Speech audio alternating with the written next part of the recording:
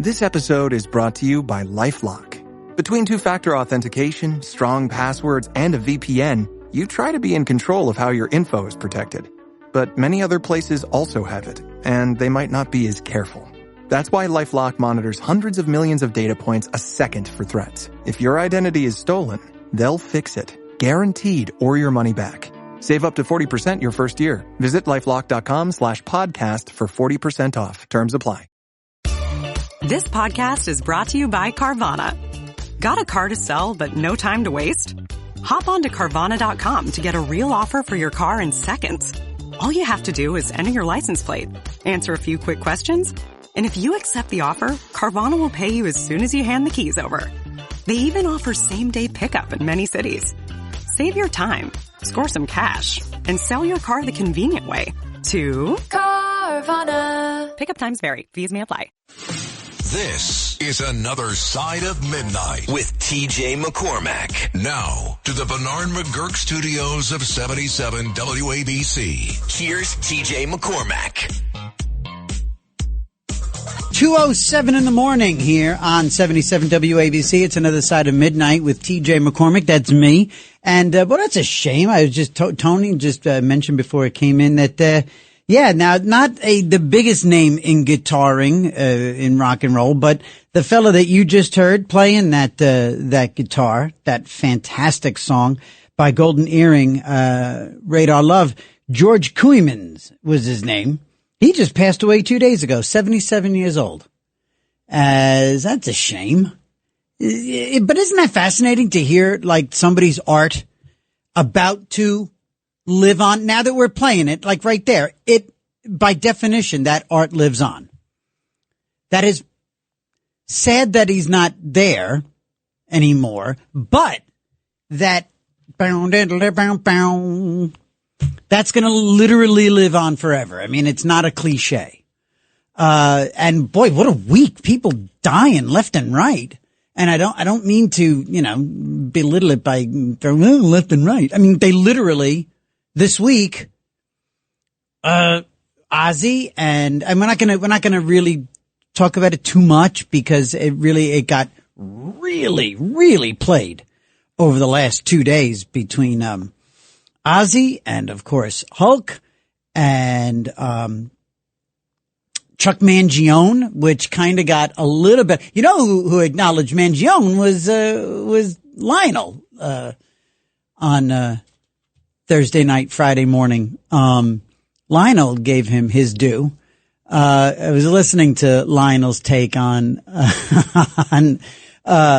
wrestling. Boy, I didn't know Lionel was such a wrestling expert. What a cool thing to live. What a great radio artist Lionel is, by the way. I just want to definitely acknowledge who the hell this playground that I'm playing in here at 77 WABC is no small shakes. From every hour of every day part here on the literally, yes, absolutely the gold standard. But this is, I am every Saturday and Sunday morning that I come in here, I am punching my ticket at Mount Rushmore. This is the greatest collection of talk hosts anywhere, hands down, no conversation, and very, very, very humbling. And an honor to be a part of it. So thank you again to Mr. Katz and Chad and everyone here who makes decisions. So thank you for the opportunity. Thank you for listening here on 77 WABC. So this week I was out in Las Vegas for a few days supporting my wife who's out there for a conference. And I got to say, flew out of for those of us here in the metropolitan area, flew out of Newark, which had been getting its butt kicked in the late part of the spring, early summer, with some issues that were, with air traffic control, and I think even the transportation secretary Sean Duffy was like, I wouldn't fly out of Newark right now if my life depended on. In all my years of flying, and for a stretch there when I was in 20 years I was a stand-up. I flew for a living. I mean, I was on sometimes altogether 6, 7, 8 flights a week. And in all my years, I believe last Sunday morning and then on Thursday night, I flew out of and back into Newark for the first time. I'm a New York lifer. I have flown literally millions of miles, and only just this past week did I fly back and forth, round trip, Newark. Phenomenal. I will never, until they finish JFK, I just can't do it. I just cannot do JFK again. I live in Westchester. I drive out there. I cannot. It is the definition of insanity. And I gotta say, Newark was civilized. It was doable. It was to park at JFK cost you $400 for a week. $500, $600 for a week. No, I'm not doing it. Matter of fact, it was the parking that drove my decision, because I am, I'm the dude, whatever. In this case, my wife, she, it's, God bless my wife, my bombshell. She knows how to make me feel like a man. Why don't you book those tickets, baby? You do. You're so good at it. You're so good at booking our travel, honey. Well, thank you very much. Thank you. I'm glad you acknowledged that. But anyway, it was the parking, because we just have to drive ourselves. It's just, we live just far enough away that, for generally speaking, the logistics and stuff, we have to drive ourselves to the airport when we do it. And we're just too far away for ride sharing or car service to be palatable. And the parking at JFK it's a non-starter in terms of logistics, in terms of how long it takes to get to and fro, in terms of price. Hundreds and hundreds. Cost me $45. Cost me $45 to park at Newark Airport on one of the ring road there around Newark. One of the hotels. Got it on a parking app. $45. That's what drove it. And we did it. And I got to say, flew out of Newark to Las Vegas. In fact, it was like an out of body experience. I have never had such a seamless. So we're standing. So here's how it worked. Walked out of here last Sunday morning. My wife and one of our daughters they were driven here to Midtown Manhattan. We jumped in my car, went to Newark, parked there, flew out to Las Vegas all Sunday morning, had an 8:25 flight. Tell me if this has ever happened to you. By the way, 1-800-848-9222. 1-800-848-9222. Next hour, we're talking to Mike Lawler, New York Congressman, representing the 17th District here. Everybody knows Mike Lawler, rising star, decided he was not going to run for governor coming up in the next election. He's going to stay in Congress, going to run for his seat again. We're going to talk to Mike Lawler in the 3:00 hour. Second hour, Mike Lawler. And then third hour this morning, recovery hour, as always, experience, strength, and hope. I'm going to tell you a story related to flying, actually, and my drunken sadness. But eventual sober happiness. Happy, joyous, and free. Plenty of time to talk about that. Anyway, so we go out. Tell me if this ever happened to you. We're standing there at the gate, ready to roll, taking our time, coffee, relaxing, not hype, not desperate. It's a pleasure trip on a Sunday morning, and I did my very best to treat it like a Sunday morning. I am a great traveler, and I'm an awful traveler. I'm a very competent traveler, but I'm easily irritated. We can talk for hours about airplane etiquette, about the gate etiquette, about people barking at the gate agents, about people barking at each other. I could go, again, I am 100 or 100, in either direction when it comes to how I maintain when I'm traveling. If that rings a bell. I'm good until I'm not. And I'm never a jerk rarely am I a jerk to the gate agent.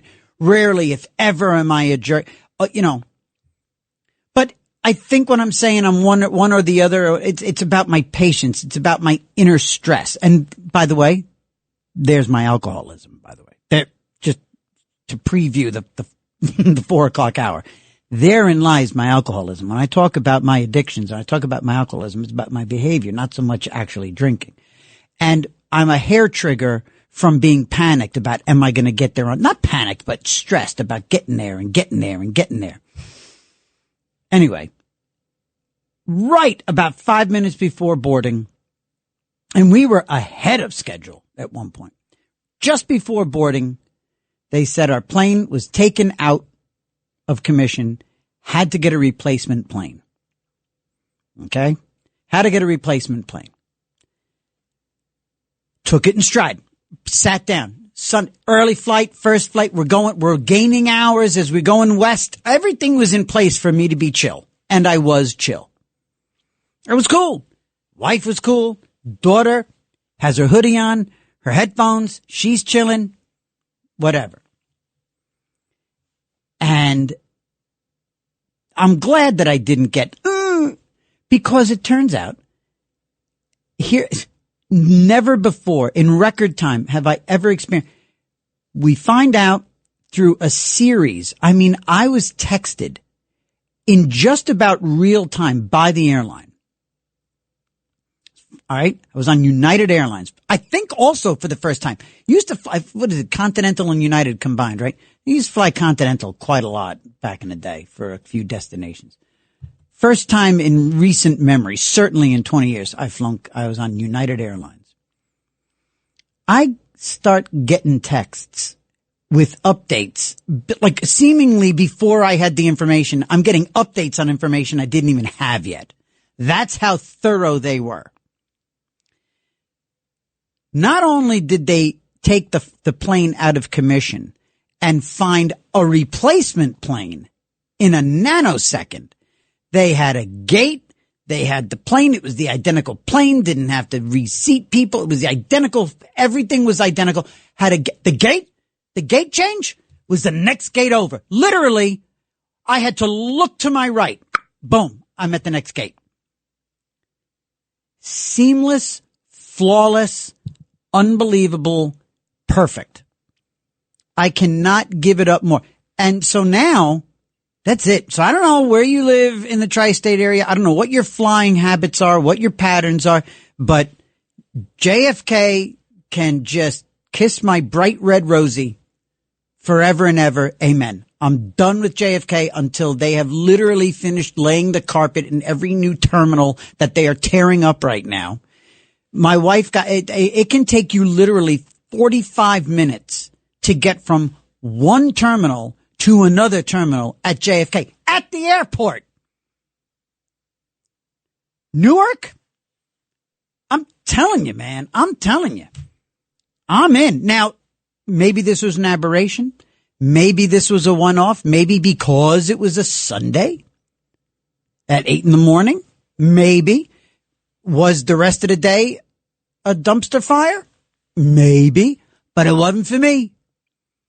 So, between the $45 parking for almost a week, the ease of access in and out, the airline that is hubbed there. So anyway, I'm all in.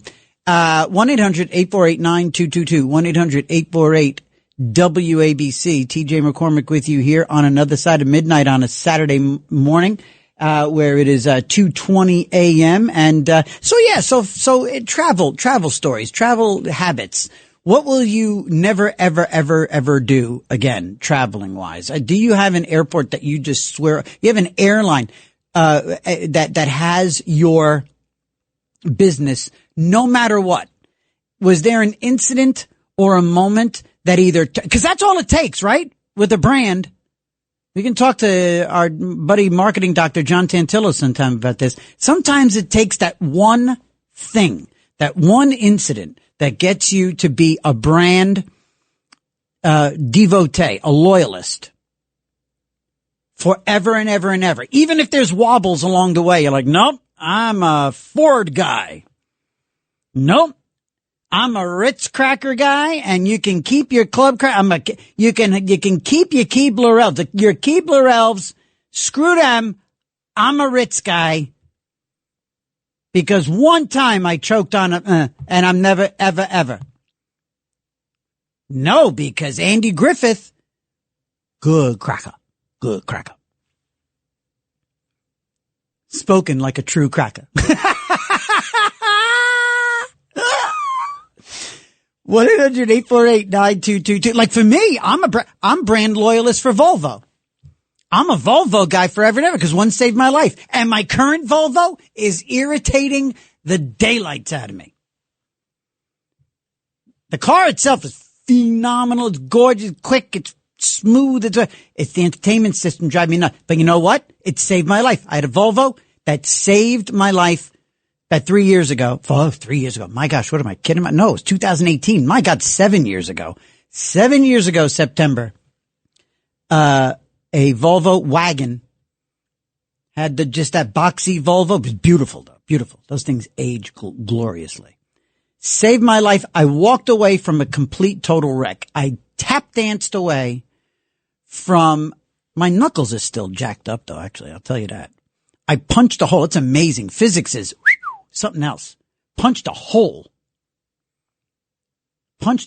in the windshield with my hand because like my arms just went flying and the physics of the moment, literally a hole, an open circle hole in my very strong Volvo windshield with my hands. And to this day, my knuckles are not right. I still have like red painful knuckles from 7 years ago, which is crazy. But that's why I'm a brand loyalist. As far as I'm concerned, unless something changes, I could be United Airlines for life now.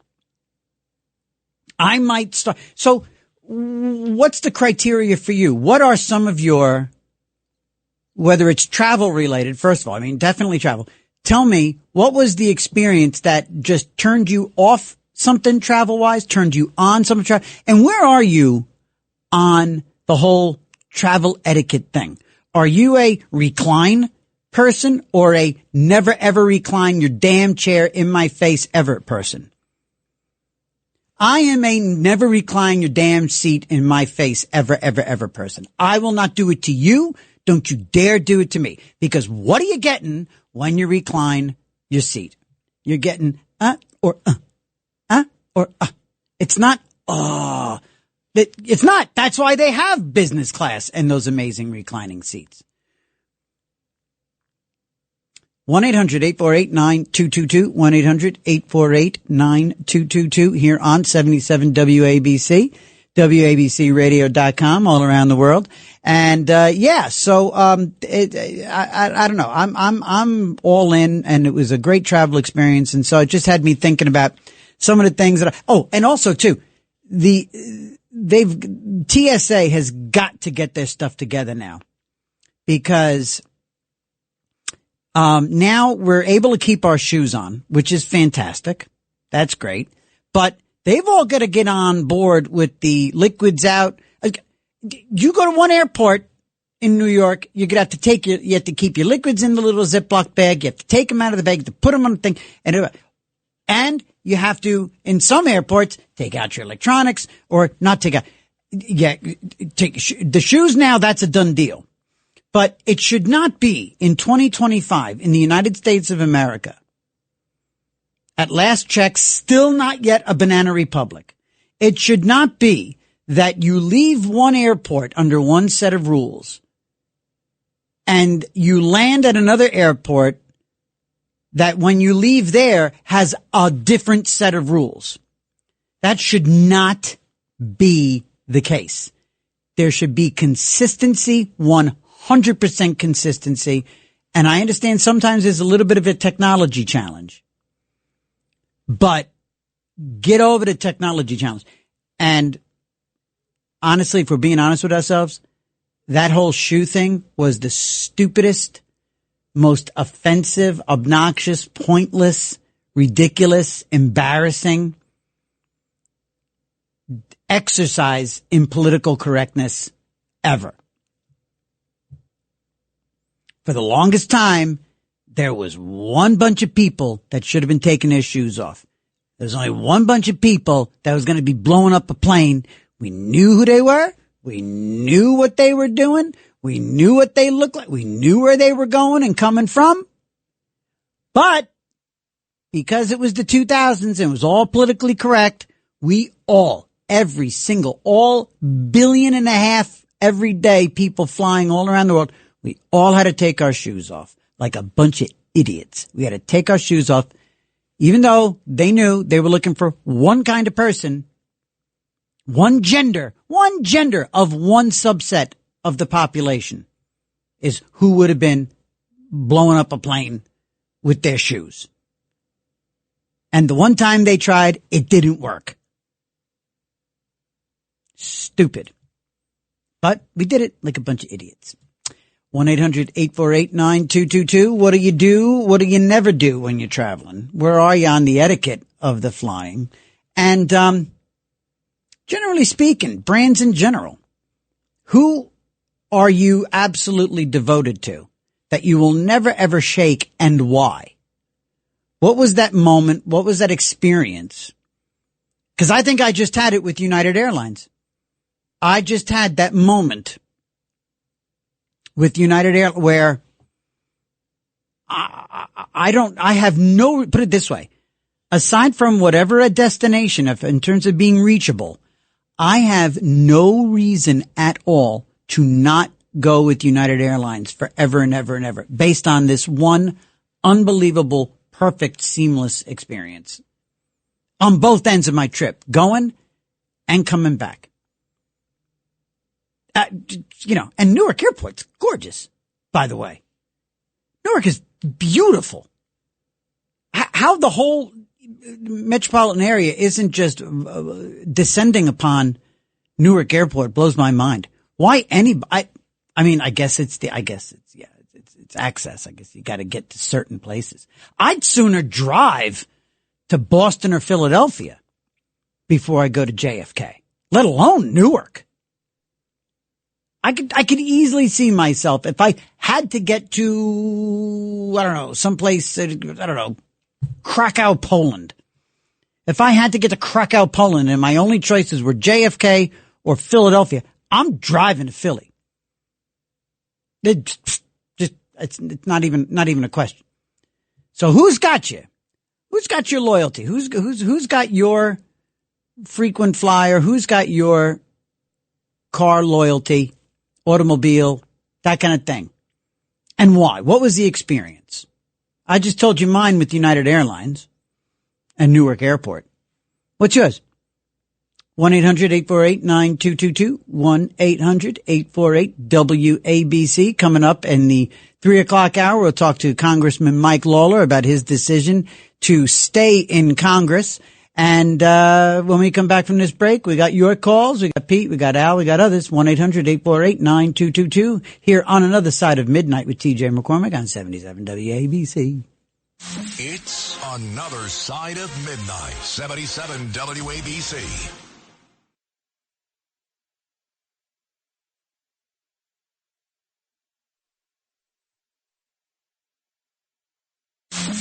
It's Another Side of Midnight. Political humorist TJ McCormick. Now to the Bernard McGurk studios of 77 WABC. Here's TJ McCormick.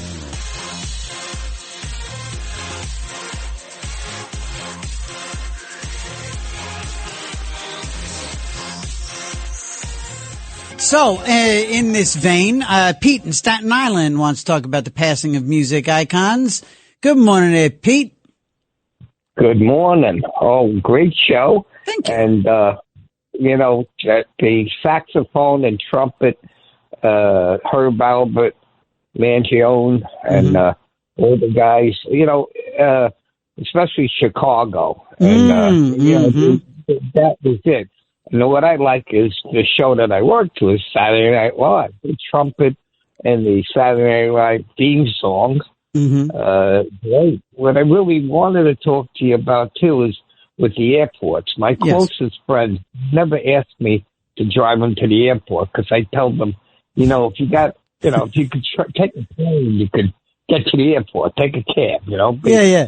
But what I do this. For close friends, I'll drive to, if I got to go to Kennedy, I'll go to Aqueduct, the casino there, and I'll tell them I'll give you a ride there, and then grab a cab and go back there, and then if you're coming in, the races are in, we'll stay there and meet you, Sure.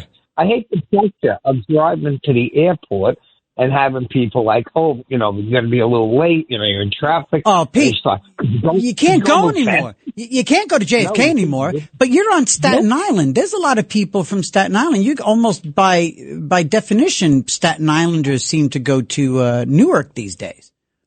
Right, they go to Newark, but you see, I don't like with the ramps and sometimes you drive, they got the ramp closed, they go, I'll go around, and you go around, and everybody's, I'm going to be late for my plane, and I'm going to miss my flight. I can't deal with that. I don't like stress like that. So I'll take them, to the casino, or I'll go over to Winners and Bayonne, and you grab a cab. It's like a $10 fare. That's so you put them in range to get a cab. That, you know what?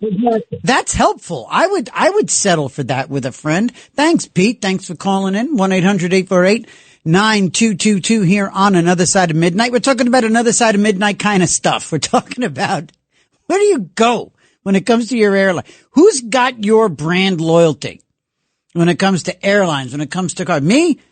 I'm a Volvo guy because a Volvo saved my life in a terrible wreck 7 years ago.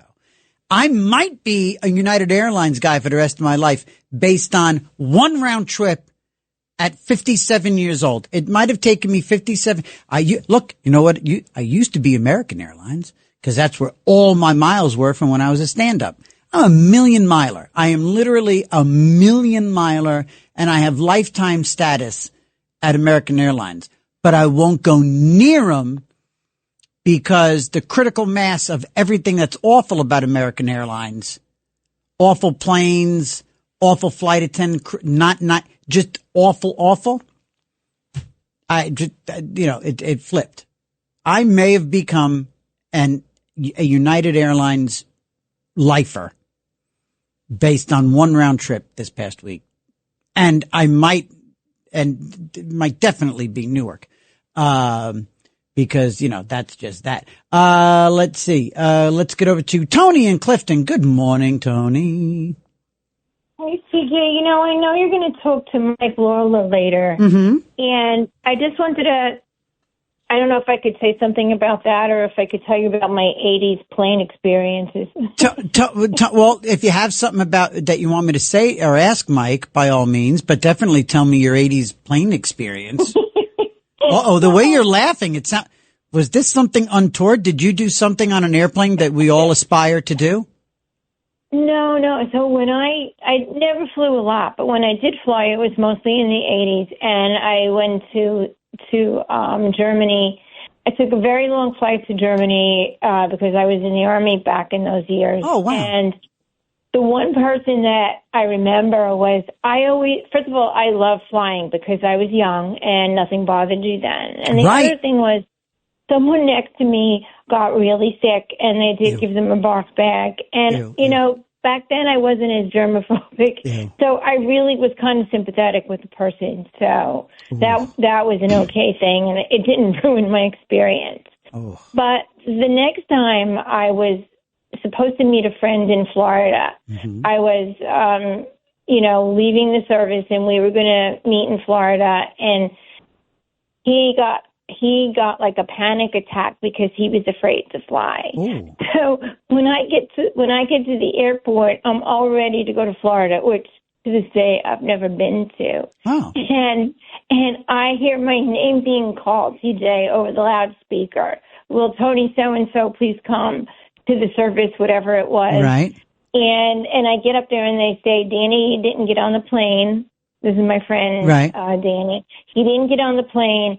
Your luggage went there, and we're going to, and that's what they told me, and then I had to pick it up at some point. Oh, my God. And go ahead. Kennedy Airport back then was great. Sure, it was doable. In the 70s and 80s. Yeah, Eastern Airlines. I remember taking with my family Eastern Airlines from JFK and from LaGuardia to go to Florida.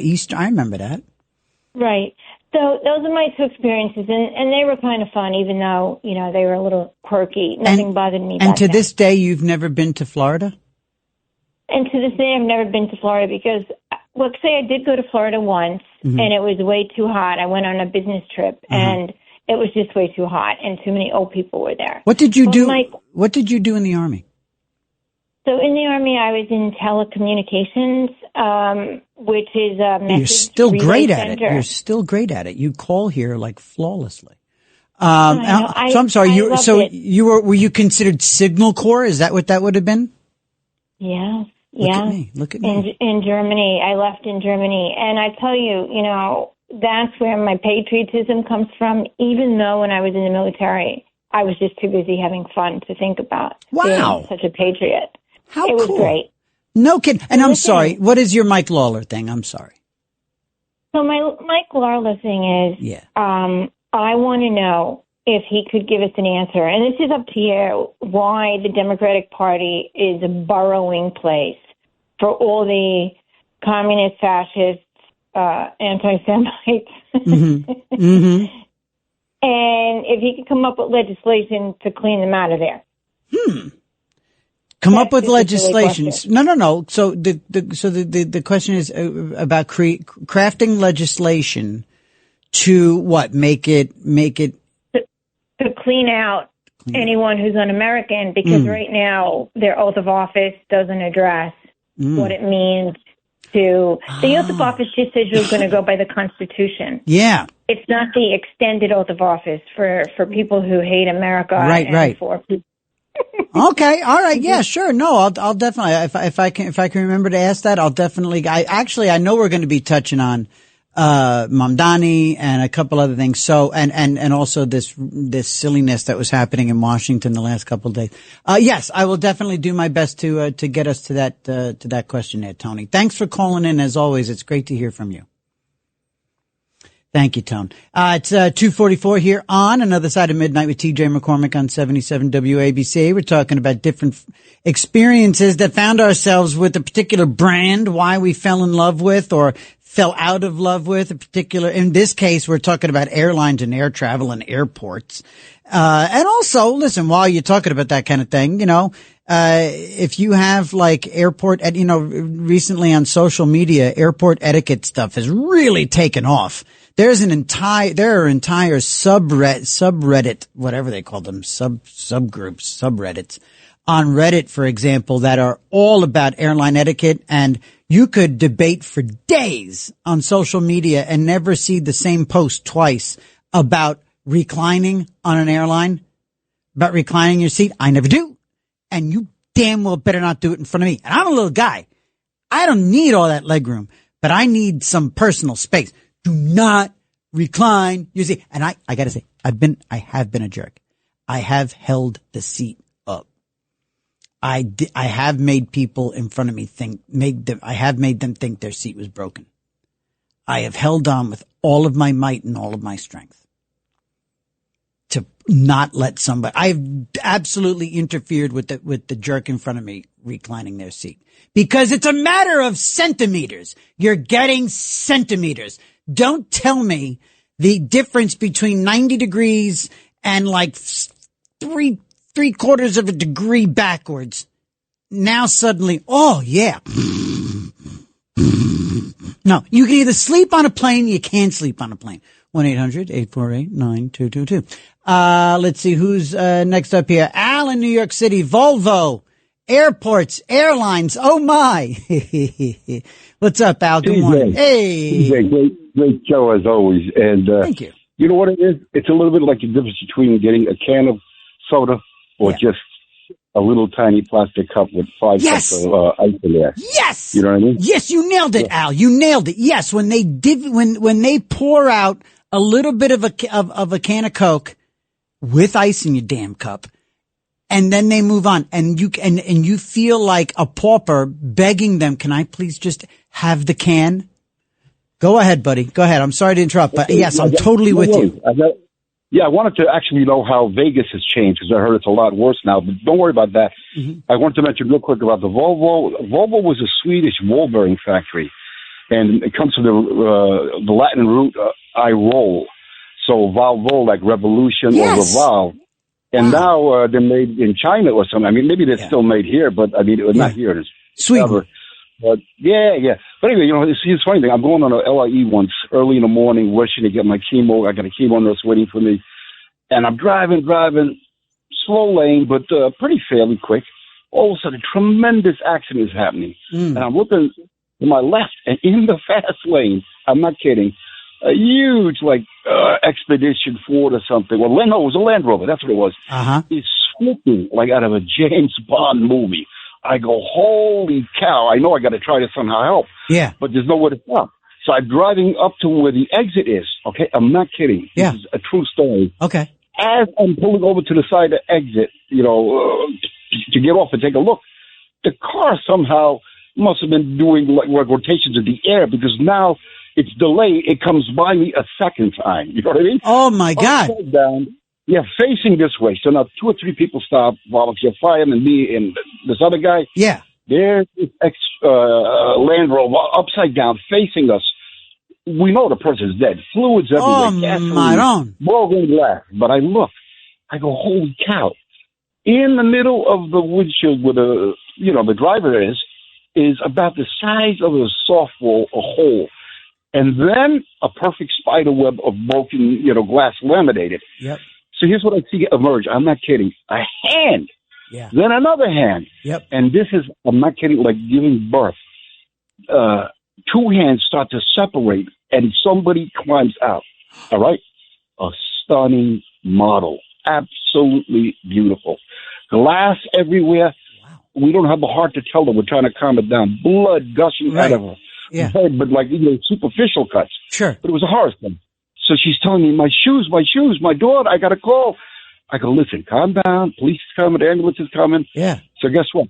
I see one of her shoes. It's a high-heeled shoe. She's got these beautiful, jeans on. I get this shoe on. I'm not kidding. I wipe glass off of her foot, right? I'm on my knees there on the LAE. I'm putting the shoe on, and she has the smarts to say to me, hey, Cinderfella, that's the wrong shoe for the wrong foot. Oh, you know what I mean? I'm like, Cinderfella. Uh-huh. Yeah. Oh, my God. Go ahead. Morning with the Ellis. If you got no time, no worries. We used to go flying. I can remember a couple of instances. Go to the Boston shuttle. You could hop on there. You didn't need no money, no nothing. Right. I once won People's Express out of Newark, $19. I'm old enough to remember People's Express. That was a real interesting experiment. And then I've been to 17 stadiums. We never got to Wrigley, so we had a chance to go Wrigley, White Sox at the same time. Eastern, back in the day, had a moonlight special. $39, New York, LGA to Chicago. Fantastic. Yeah. We ended up drinking more of these $3 little bottles. We want to make White Russian. So guess what? You need the Kahlua. You need the vodka. It was more than the damn airfare. All right. You know what I mean? Al, listen, buddy, you got to forgive me. I got to jump. I got to take a break here, and I got to get to a couple other people when we get back. Al, thank you for calling in, buddy boy. And, everybody hang tight right there. John, Pamela, Al, we'll get to you guys. Keith, hang in there. 77 WABC. It's another side of midnight. 77 WABC.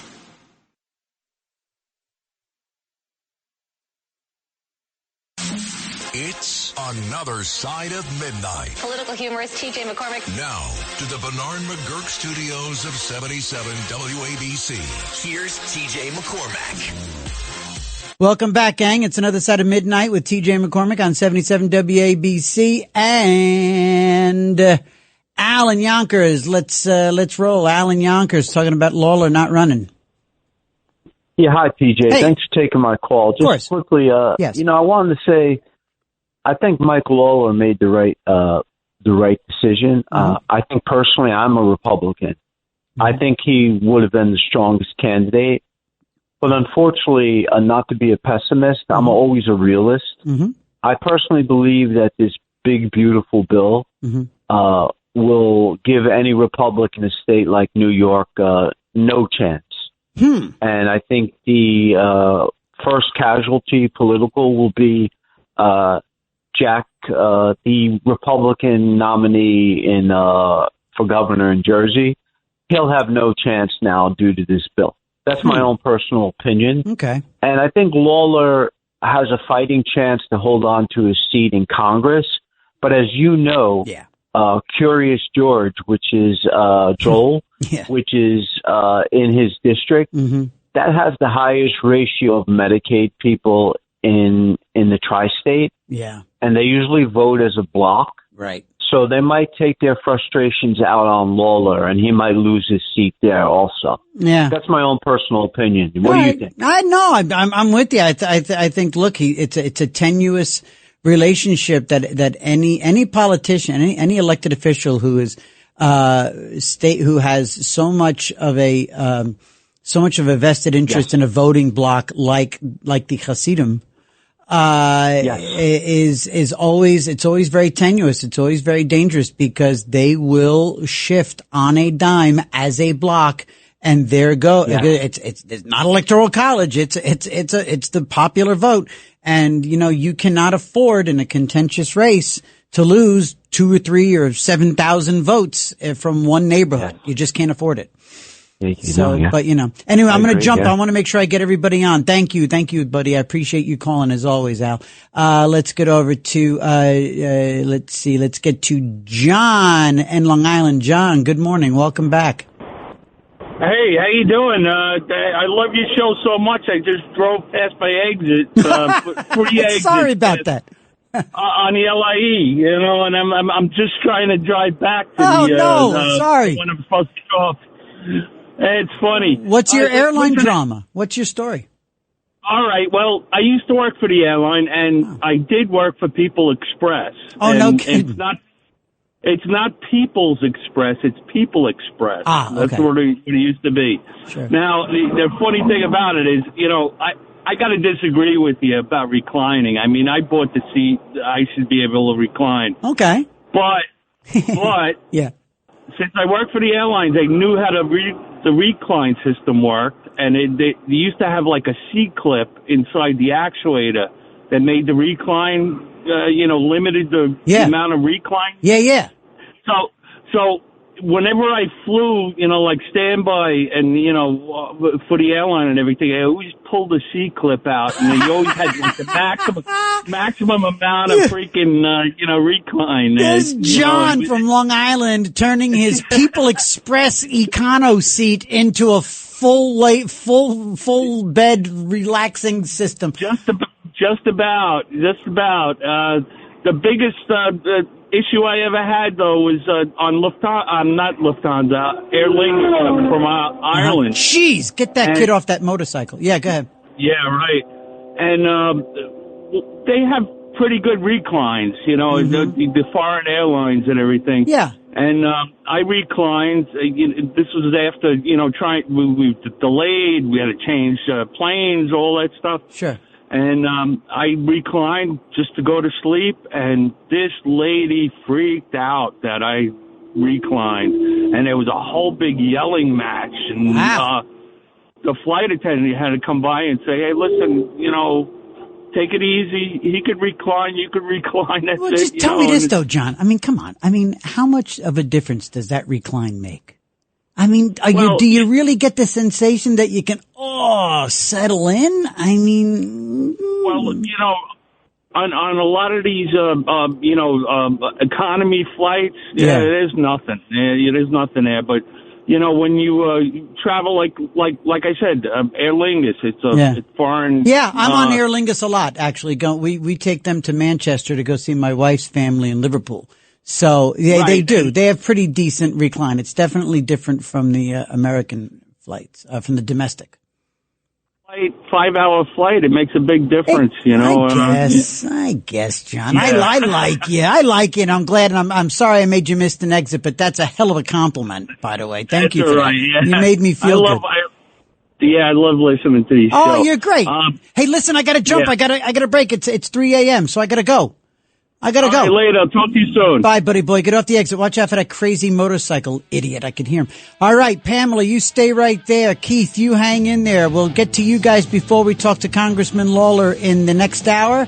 So coming up, Mike Lawler going to tell us why he's staying in Congress and not going after Hochul's seat, and more of your calls. And then in the 4 o'clock hour, recovery, experience, strength, and hope here on Another Side of Midnight with TJ McCormick on 77 WABC. Stay right there.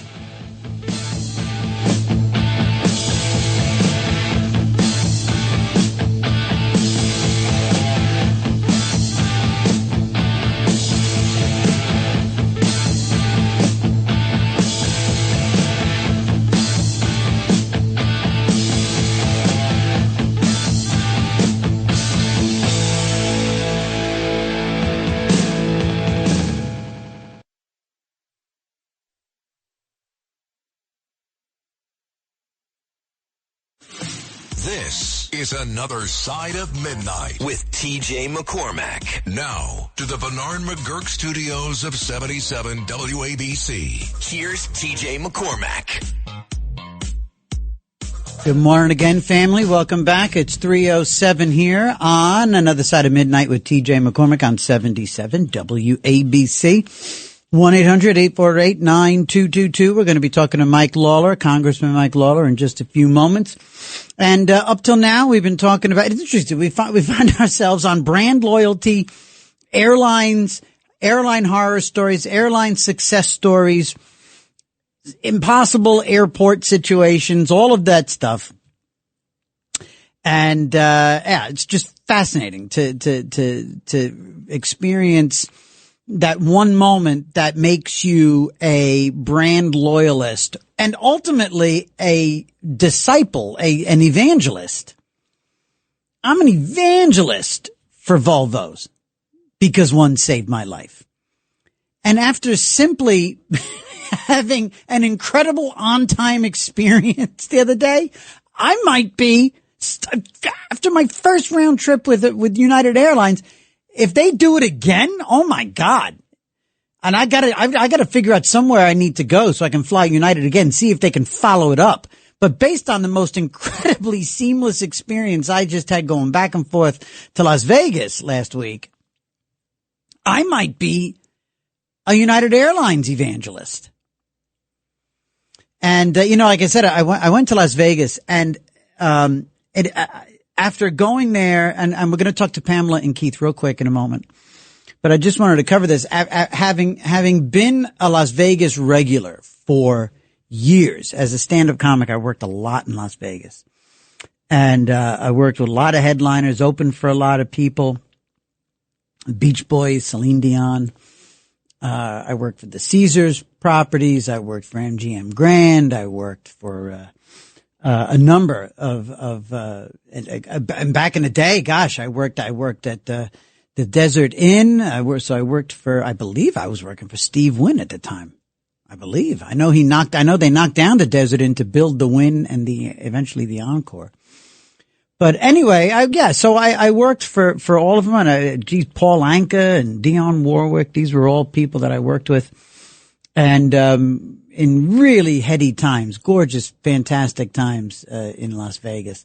Some grand old properties and some fabulous new ones. Anyway, so I was there this week supporting my wife at a conference she was speaking at. And, as a sober dude, I'm easy. I'm good. I love playing cards. I like blackjack. I enjoy roulette. I mean, I cannot walk past a roulette table without looking to see if 16 has hit. That was always I've always played 16. and red on the outside. And I never had a gambling problem. Like once or twice I went to the ATM to replenish. I just don't do that. It wasn't my thing. I'm an addict. I'm an alcoholic. Don't have a problem with gambling. But I didn't gamble last week. I didn't gamble in Vegas. I was gonna. My daughter kept wanting me to throw some money down. She wanted to see what the whole game. I never did it. I just didn't do it. But it made me think because I'm looking around.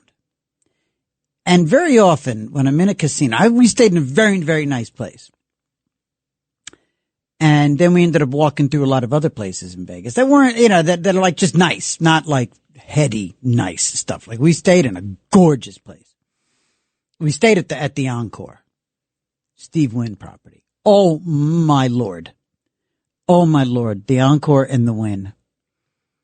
Just absolutely just beguiling. So beautiful. So sophisticated. So just every employee is in with both feet. They mean it. When they say we have a wonderful day, they mean it. When the dealer says good luck, you just know they mean it. Anyway, it got me to thinking about gambling in other places, especially. Because look, when you're in Vegas and you go to the gas station and there's somebody sitting there at the Amico and they're on a slot, right? They got a problem. When they're at the little, when they're sitting there having their morning coffee at a 7-Eleven and playing, electronic pie gow, poker, they got a problem. I started thinking about, you ever been by the Empire City Casino in Yonkers? You ever been by some of these New York casinos? We just had Aqueduct. Somebody just mentioned Aqueduct. And 9/10 of the people in those casinos are people who should not be in a casino. They just clearly do not have the means to be handing over money. Yes, I'm judging a book by its cover. I'm judging many books by their respective covers. I am doing it, and I totally acknowledge. But so do you. You do it too. Don't tell me you don't judge books by today. We do it all the time. It's human nature. Right, wrong, indifferent, good or bad, accurate or not. I'm wrong probably 2/3 of the time. No, I'm only kidding. I'm wrong about maybe 1 out of 10 times. Just like you. We're always right. We get it. Books, covers, they line up. Most of the people in these casinos should not be there, especially in Yonkers, probably upstate New York.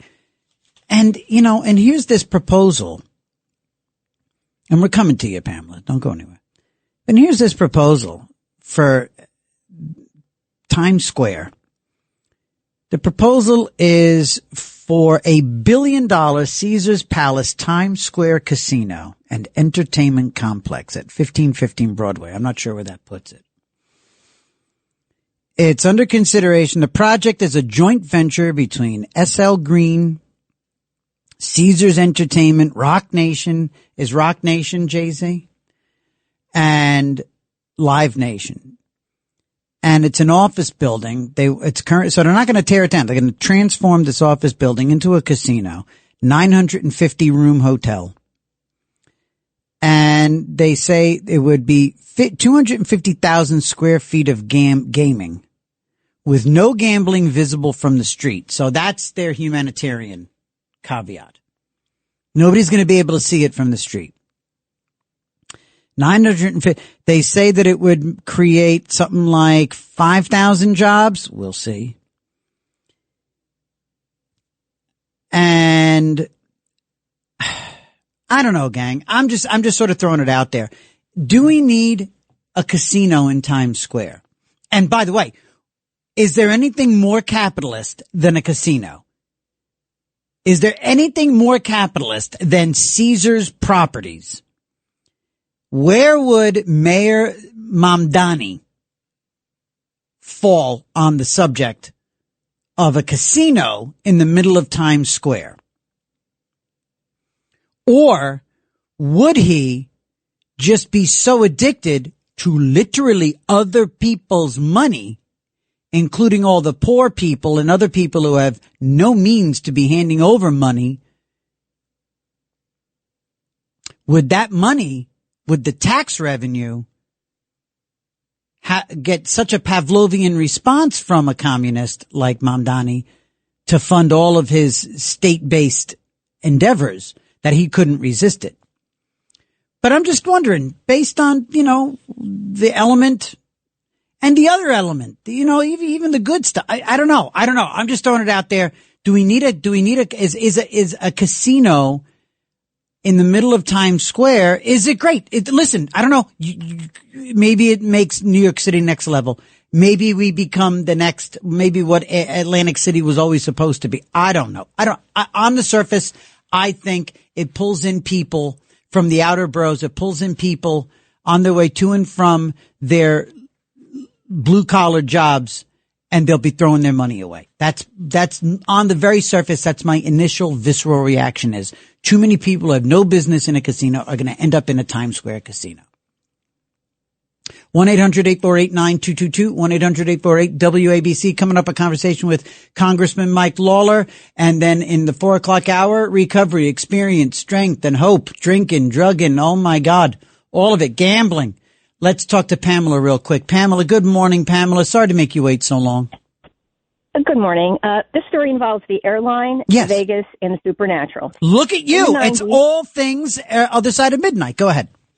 That's right. It's all interconnected. Yes. In the 90s, and forever, I've always been obsessed with the desert. I love the desert. I was going to move there, but circumstances got in the way. Oh, I'm sorry. And I've also been obsessed with the history of Hollywood and Vegas and the Rat Pack, and I wished I had lived in that era to see it. Pamela, oh my God. I don't know if you knew that we share that. And I'm not kidding. Go ahead. I love you even more now. I totally relate. Go. I totally relate to everything just came out of your mouth. Go ahead.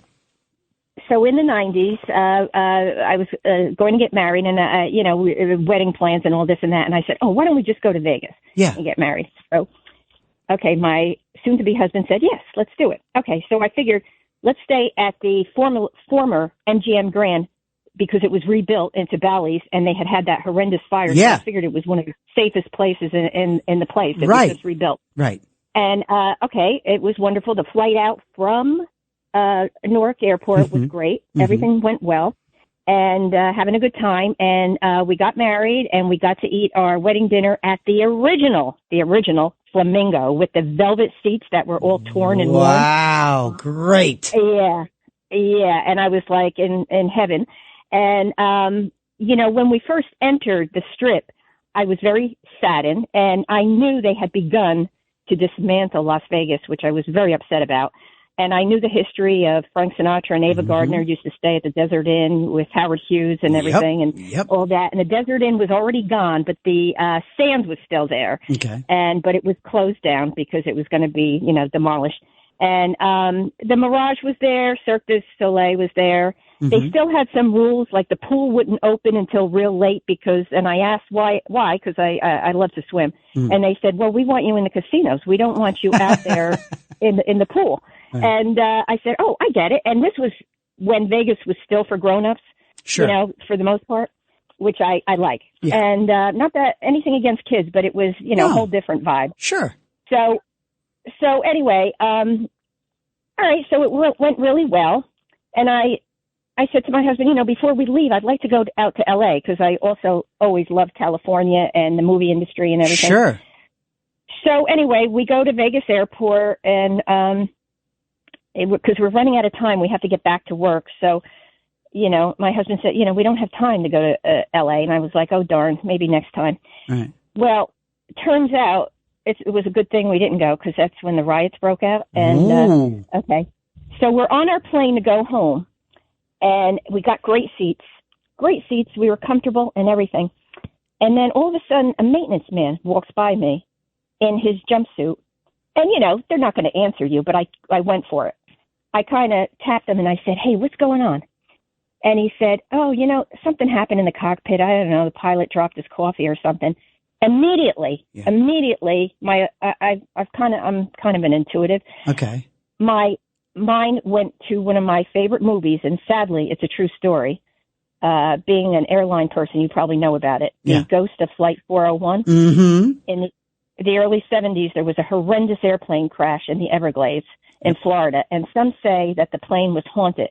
Like pieces of the plane were used for other planes, and people had seen the ghost. And Ernest Borgnine starred in this movie, this made-for-TV movie. Love it. And I remember that incident, and they said something like that happened, where water, liquid, dropped on the panel control, and they thought they were had a problem with the gears when actually they were starting to lose altitude, and that's how it crashed. So I said to my husband, "We got to get off this flight." Oh my God! What are you talking about? And I told him the story quickly, and I said, "We got to get off this flight." And he knows me, so he said, "All right." All right. So we got off the flight, and there was a little trouble getting a new flight and everything, but we did, and thank goodness. My husband said, "Well, nothing happened." I said, "Well, I'm happy nothing happened." But you know what? Right. When destiny tells you something, you listen. And maybe if we had been on the flight, something would have happened. Something might have happened.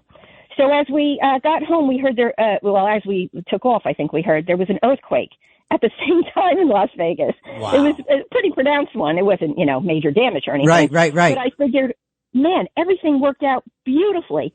And we landed at LaGuardia, and I was like, "Oh, this is LaGuardia." We thought we were in an insane asylum. This is before it was rebuilt. Right. It was like, dark of night. Nobody was there. It was very scary, like a horror movie. Yeah, LaGuardia was awful at one point, yeah. Yeah, we caught a cab. But the airlines went well, and, they let us take, another flight.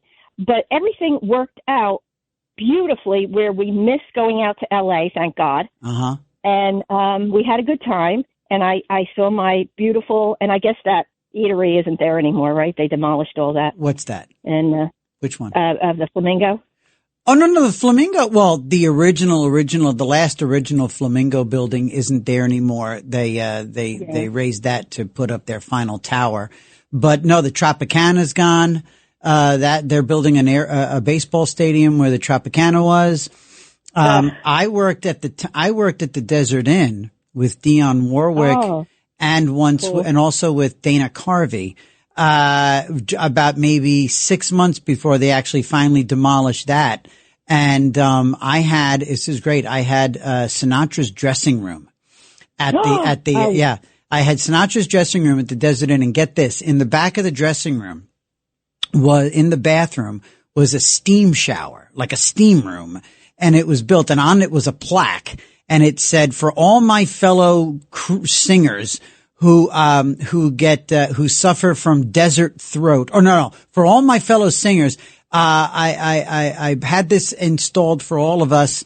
30 minutes after a show in the steam bath can help combat desert throat, is how this person put it. And this little plaque, and it said "Enjoy and break a leg, Anthony Newley." Anthony Newley had installed a steam bath for all the singers in Sinatra's dressing room. And what was funny was, this was when I was there with Dionne Warwick, and I was standing outside my dressing room, and I was still a smoker, and I was standing outside my dressing room having a cigarette in the hallway, which you could still do that back then. And the security guard was the guy who was there back in the day when Frank would work at this thing. And he told me, that's how I found out that this was Sinatra's dressing room. And he goes, matter of fact, nothing's changed in the day. He said, that's the same furniture. He goes, that couch, and this was great. And I like you, a nut for the Rat Pack, a nut for Old Vegas, a nut for, I've always wanted to buy a suit from Cy DeVore. He's the guy that made all their suits.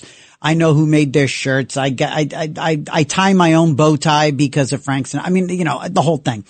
So he tells me, he says, that couch.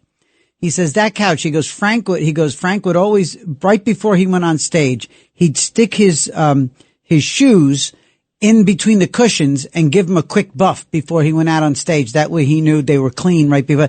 To this day, when I'm wearing a tuxedo or a suit or anything like that, especially if it's show business related, and certainly for the rest of my career as a stand-up after that moment, anytime I'd go on stage, I'd stick my shoes in whatever couch of whatever dressing room I was in to give him a buff just like Frank would do. All because that I had a whole that, and I would never sit in my tuxedo pants.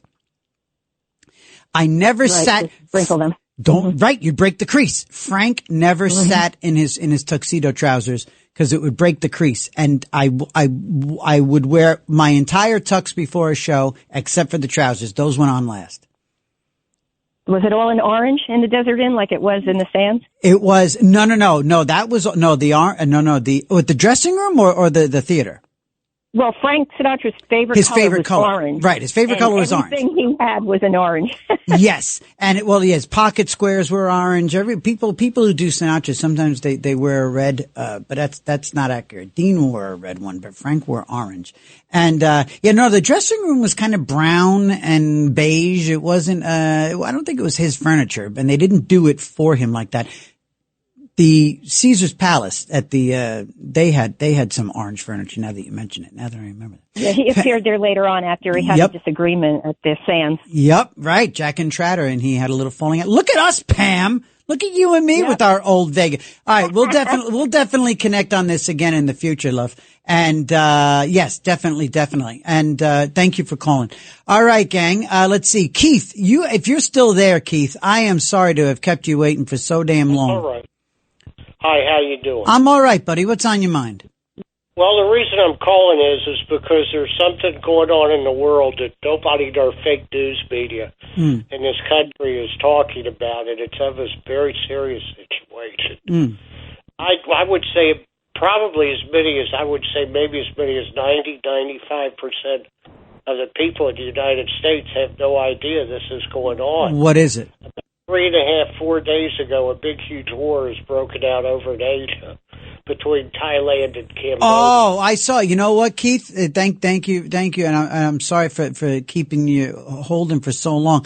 But yeah, it looked like either Cambodia or somebody launched some missiles into Thailand. And that was kind of a shock. I don't know if it's a full blown war, but there's certainly a little volley of weaponry that seems to be happening in Southeast Asia. I don't know if it's some old scores to settle or what, but I don't know. Can I do it now? But thank you. And I'm sorry to keep you waiting for so long for that. All right. It is almost 3:30. So we're going to take our break now. When we come back, we'll talk to, United States Congressman Mike Lawler about a whole bunch of news he made this week and a few other things. It's Another Side of Midnight with TJ McCormick on 77 WABC. It's Another Side of Midnight, 77 WABC.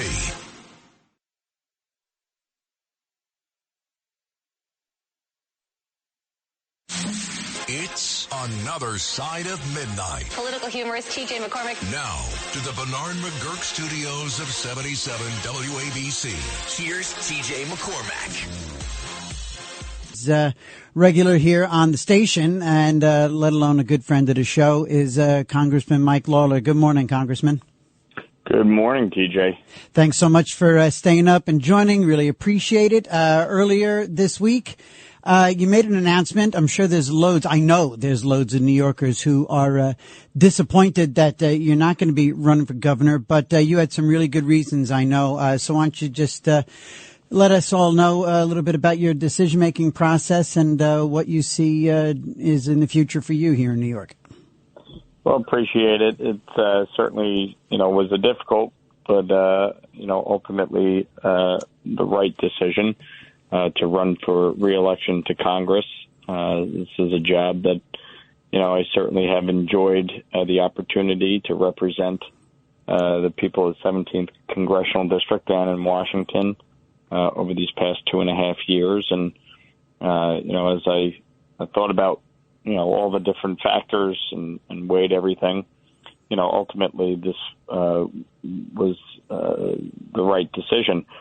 This is a seat that I represent that is one of only 3 seats in the country that a Republican represents that Kamala Harris won in the last election. My seat was decisive in securing a Republican majority in the House in 2022 and again in 2024, and knowing how important my seat is. And how important it is not only just to keeping the majority, but the work that we're doing. And, serving as chair of the Middle East and North Africa Subcommittee on the Foreign Affairs Committee, serving on the Financial Services Committee as well. We have a lot of work ahead of us and a lot to do on behalf of the American people. So, ultimately, while I do believe, I was best positioned to take it to Kathy Hochul. Ultimately, as I weighed all the different factors, this was the right decision for myself, my family, my district, and ultimately, I think the party. Yeah, no doubt. We're talking to Mike Lawler, Congressman for New York. Everybody knows, Mike, your recent fight for New York. I mean, this is exactly what we're talking about here, where the rubber hits the road. I'm not sure anyone else would have had the wherewithal or the ability to hang tough like you did during all the negotiations for the One Big Beautiful Bill. You really came home with a big win for New York homeowners with your work hanging tough on the SALT deductions and being able to. What did you end up doing? Tripling? Well, this was the single biggest tax cut in the whole bill. Mm-hmm. We were able to quadruple the SALT deduction from $10,000 to $40,000. For those making $500,000 or less. In my district, which is one of the highest tax districts in the country, about 90% of my district will be able to fully deduct their state and local taxes. It's huge. On their federal income tax returns next year. So, it's a big win for New York. We had a lot of people against us on this within my party, and as we negotiated this and had to stand up and push back. You know what? What's that like? Do me a favor. I love sitting here interrupting a congressman. No, let me just ask you something. When we hear you go and negotiate, right? Tell me what that looks like. Like, I mean, you literally. Okay, I'll tell you what I think it looks like. And I've been in government and I've seen things. So, but I've never seen this. Is this you walking into a room with a bunch of other men and women with the lapel pins and a big table, and you say, I'm not voting for this until. Is it as simple as that, or is it all about your chief of staff is talking to the other one's chief of staff and his phone calls and his stuff, or is it some kind of combination of the two? What's it like when you literally go and quote unquote, right? Describe what it looks like, Mike Lawler fighting for New York taxpayers. Tell me what that process is like. Look, this was very much driven by me and my New York colleagues, as we made very clear to leadership, to the White House, and to our colleagues that we would not budge. We would not support a bill that did not adequately lift the cap on SALT. And this was hard fought. I mean, we had colleagues that didn't want to do anything on SALT. They wanted to phase it out to zero. Really? And, certainly the Senate, there wasn't a single senator who wanted to raise the SALT cap beyond $10,000. So this was, we had to make very clear that we would not support a bill and that we would, in fact, vote it down if they did not address this. So, and ultimately, we were in negotiations with the White House, with the Treasury Secretary, with the Senate, and, of course, the House. And we were able to keep the House language that we had negotiated at $40,000 with a $500,000 income cap.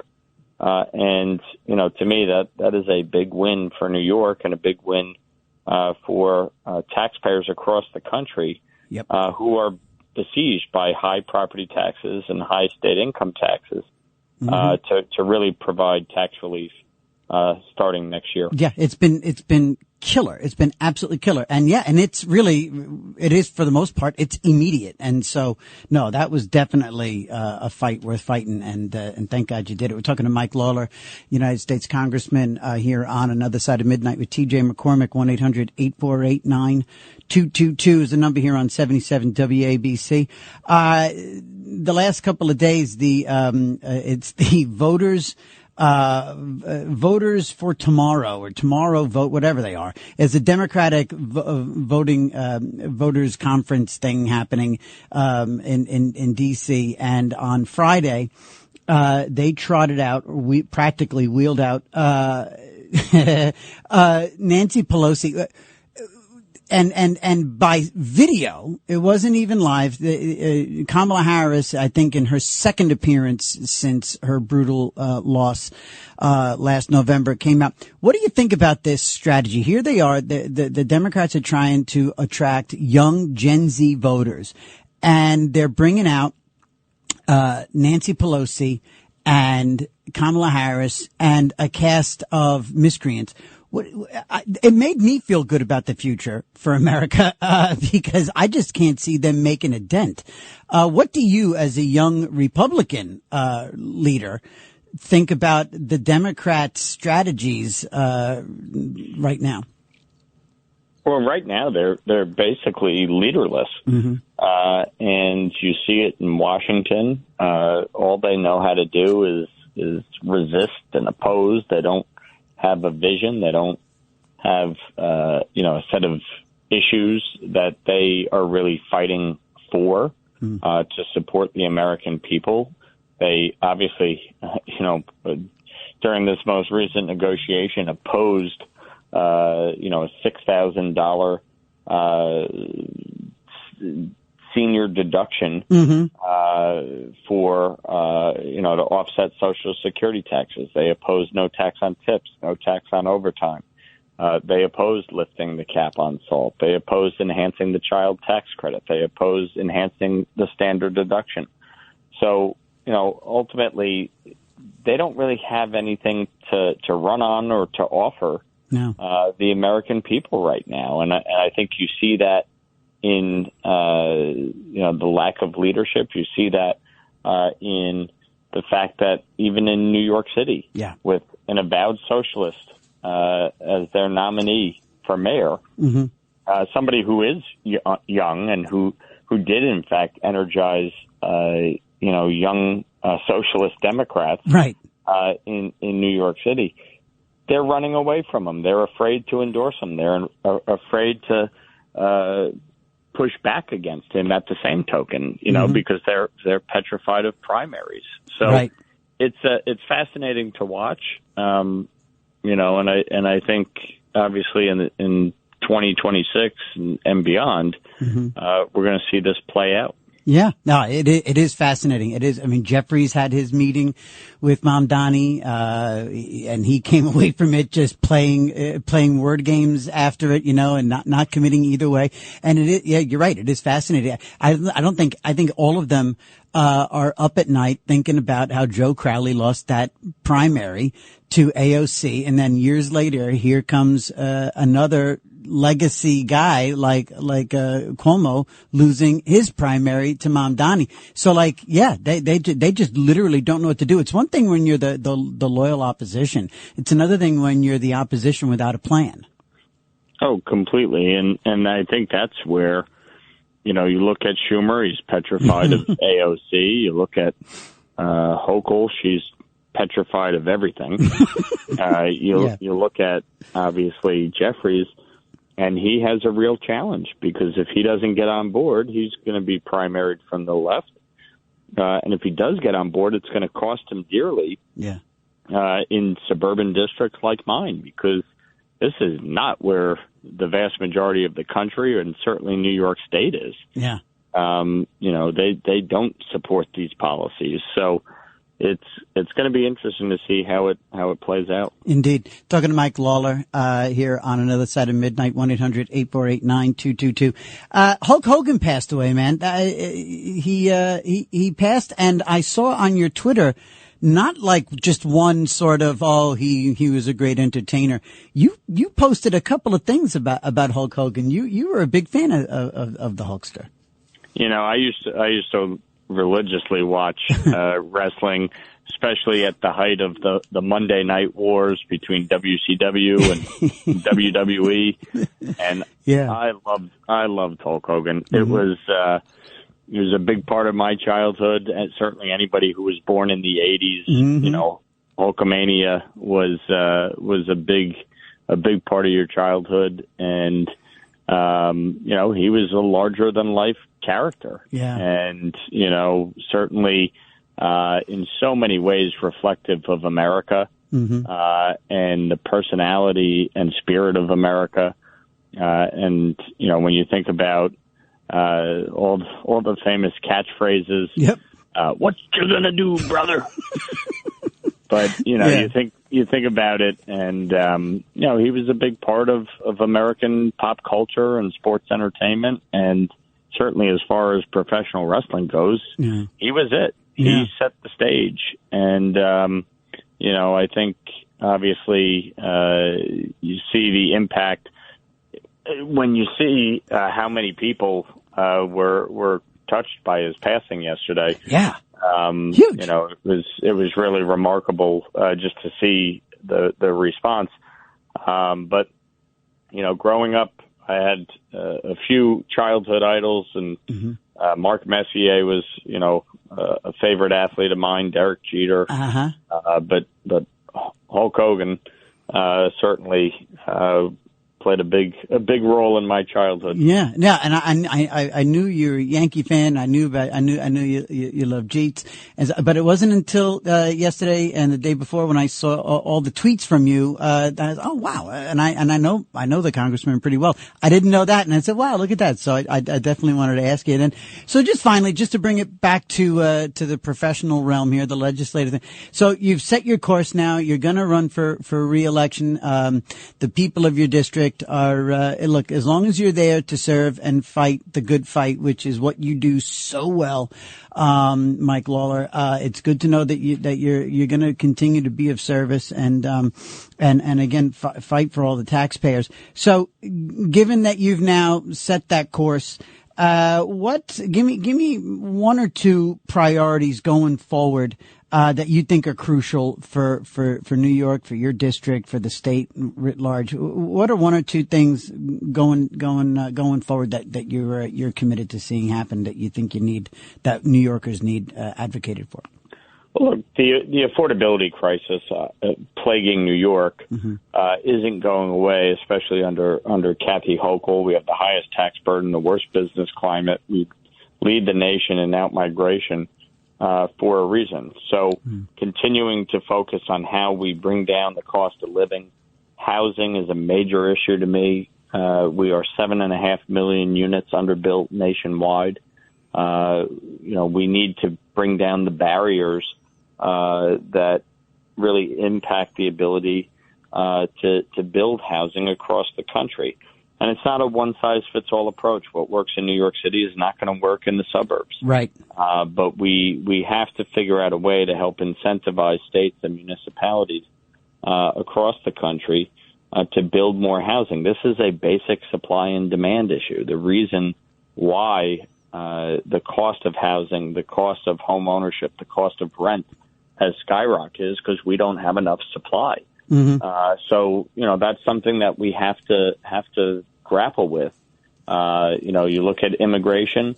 Yes, we need to secure the border. We need to make sure that the massive influx of illegal immigration doesn't happen again. Mm-hmm. Yes, we need to continue to deport criminal aliens and those with previous orders of deportation against them. But the fact is we need an immigration system that works. Long term, we're going to have a workforce shortage. We're going to have a population decline. The birth rate in this country has gone down precipitously in the last 15 years from 2 children per woman to 1.66. And, with the baby boomer generation reaching the age of retirement, we need a workforce to backfill that. We have a shortage of doctors, nurses, home health aides, ag workers, construction workers, hospitality workers. engineers, teachers. It requires having an education system and an immigration system that is building the workforce that we need. And so that's something that I fundamentally believe we have to address. And, there's other issues like permitting reform and, vocational schools that to me are imperative. And if we deal with these issues, if we deal with energy, if we deal with housing, if we deal with immigration and some education reform, our economy is going to thrive. So there's a lot of work ahead. Plus, obviously my continued work on foreign affairs and what's happening in the Middle East. And so we'll keep plugging away on all these important issues. Well, Congressman Mike Lawler, your time is precious. You work really hard. So really grateful for you staying up late and joining us here on Another Side of Midnight on 77 WABC. We'll talk to you again, and thanks again. Thanks a lot, TJ. I'm going to bed. Go to bed. Have a great weekend. Thank you. Yep, take care. Bye. And we shall return in just a moment here on 77 WABC. It's Another Side of Midnight with me, TJ McCormick, 1-800-848-9222. Don't go away. It's Another Side of Midnight. Political humorist TJ McCormick. Now to the Bernard McGurk studios of 77 WABC. Here's TJ McCormick.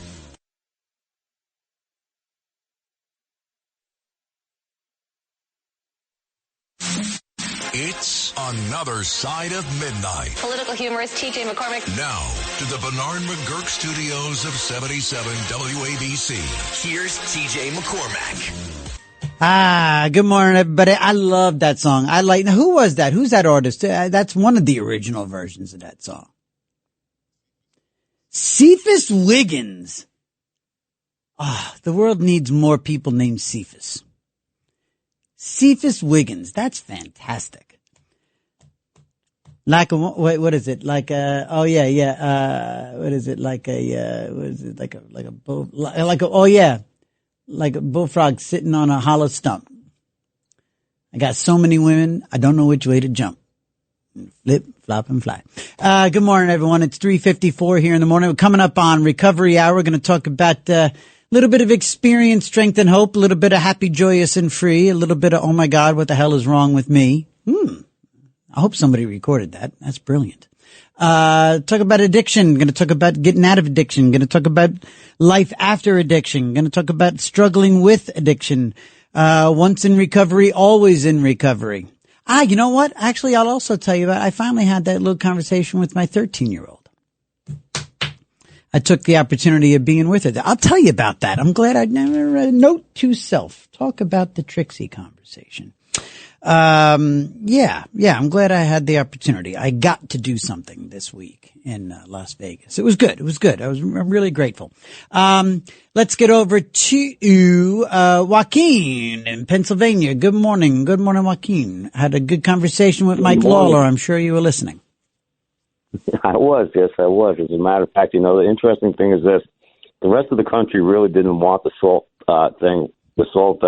deductions rescinded. Right. Because quite frankly, that helps fund or subsidize the blue states' leftist agendas and policies. Mm-hmm. So in other words, what you guys aren't paying in federal income tax, the rest of us aren't benefiting from that same type of deduction. You see what I'm saying? But yeah. Your states, they can sit there and they can have all these policies that cost all kinds of money, mm-hmm. and just feel free to get away with it. So right. Yeah. That was the original idea behind yes. getting rid of the action. And it was Trump that did it.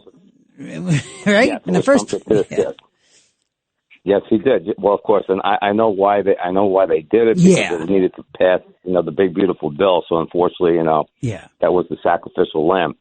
But then also, Congressman Lawler, he mentioned immigration reform, and that's kind of a buzzword that always, makes you wonder, because we do have immigration laws on the books, and you can immigrate to the country legally, and we have visas for all kinds of other purposes. Mm-hmm. So we still need to basically, let's face it, this illegal immigration is burdening all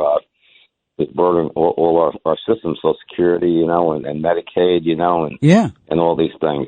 And so, but I actually wanted to also address the lady that called earlier I forgot her name, and she was in the Army, and she was talking about, Tony. That was Tony. Tony in New Jersey, yeah. Yes, Tony. Yes, I mean, they actually had the HUAC back in the 50s, the House Un-American Activities Committee, and they had a number of others in 1954, anti-communist, and there were a number of different things, that actually tried to combat communism. Sure. And this was all basically put to bed in 1975, because I just looked it up real quick. And it's interesting to note that Yuri Bezmenov, he was a defector, a KGB defector, and his thing was propaganda. And he explained in the 1984 interview exactly how, the communists were infiltrating, basically the pillars of our society, with the communist agenda by basically infiltrating education and media, Yeah. And unfortunately, once they get, and the educational system is propagating a whole anti-American agenda, which, it smacks you right in the face. And the interesting thing, too, is even as far as Mamdani goes, and you look at Europe, just as much as communism is an issue, I mean, let's face it, Islamism is an issue also. Sure. And because that's basically, it's taking over Judeo-Christian Western civilization is being dismantled with this. Yeah. And so... Yeah, and that's and that's what we've got to be on the lookout for with Mamdani, because, look, I mean, we talk about flirting with Sharia law, flirting with Sharia courts. It's flourishing in the UK. When I go over to the UK and I'm with my wife's family, my in-laws, and I'm watching the really local news out there, I see references to families, coming out of a Sharia court situation where they ruled on a divorce, they would rule on child custody, these sorts of things. It's insane. And we're really knocking on the doorstep of that. We're flirting with an Islamic disaster. It's 3:58, and you know what? I want to make sure that we do right by everybody on the phone. So let's have Steve and Paul and E. Frank hang in there.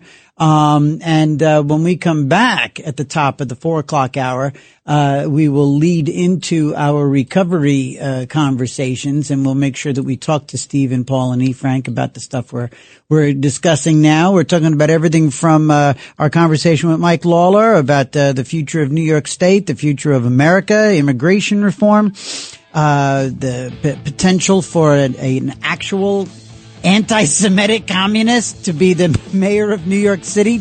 Good Lord, help me, Edith. And what airline has your heart and why? What brands have your heart and why? Talk about that all show. All right, coming up, 4:00 hour, we're going to bring you down the home stretch, hand you off to Liz Radabali for the 5:00 news hour. Happy Saturday morning to you all, friends. It's another side of midnight on 77 WABC.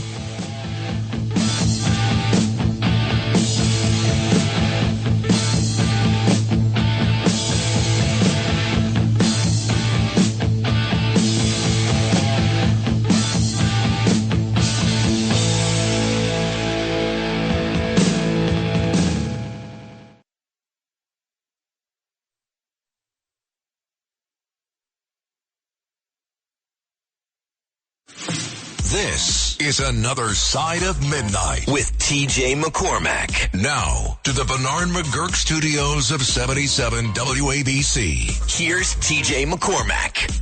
Good morning, gang. 4:07 here, family, on the 26th of July. Goodness gracious, July 26th already. Good Lord. Here from 49th and 3rd in Midtown East. It's another side of midnight with TJ McCormack on 77 WABC. 1-800-848-9222. We're talking about a bunch of things this morning. And just to throw another log on the fire here. Interesting, how, this thing is progressing with Ghislaine Maxwell. She's, looks like, I don't know, she's talking. She had, 2 days, over the last 2 days she met with assistant, U.S. attorneys to have conversations about what she knew and when she knew it. It seems like she talked about 100 different people on a couple of respective lists, related to Epstein. All right, okay. Look, it is just insane that at the end of all of this, I mean, in order for her to be where she is for these 20 years now, she's been there, 3? For Ghislaine Maxwell to be serving 20 years for being a part of what, right? What, right? The human trafficking, the young girls, the young women, the awful. My father, 2 daughters. And you don't have to be a father. You don't have to be a parent and to be offended, but it's a different level of disgusting and frightening and creepy and all of the above when you have daughters. Anyway, she's there because stuff went down. And so far, the only person in jail. Now, granted, he died in jail. Epstein died in jail. Okay, so that was 2. So 2 people ended up in prison or in jail, one awaiting, she's been convicted. He died awaiting trial. And that's it. If that isn't proof that she's the tip of a wealthy and powerful iceberg, what else do you need? She was part of this disgusting, vile pyramid scheme trafficking in young girls with really wealthy and powerful, mostly men. And she's the only one to be serving time? Is it worth it? Do you see a trade-off, a value to? Is there justice? Is there, in other words, if these powerful men were ordering up the young girls, is it rather, I don't know. I'm literally just sort of throwing this around my own mind. Is there a justifiable, meaning justice? Is there justice in trading off a few years of her sentence to get all of the vitals, the names, rank, serial numbers of all of the wealthy and powerful men, and I guess women, to whom she served these young girls and the sex services that they provided? Is it? She's sentenced to 20 years. Let's say they knock off, what would be a number that you think would serve all purposes? She gets hers, and then all the rest of them finally maybe get theirs? Would 10 years? Would knocking 3 years off and giving her a 17-year sentence?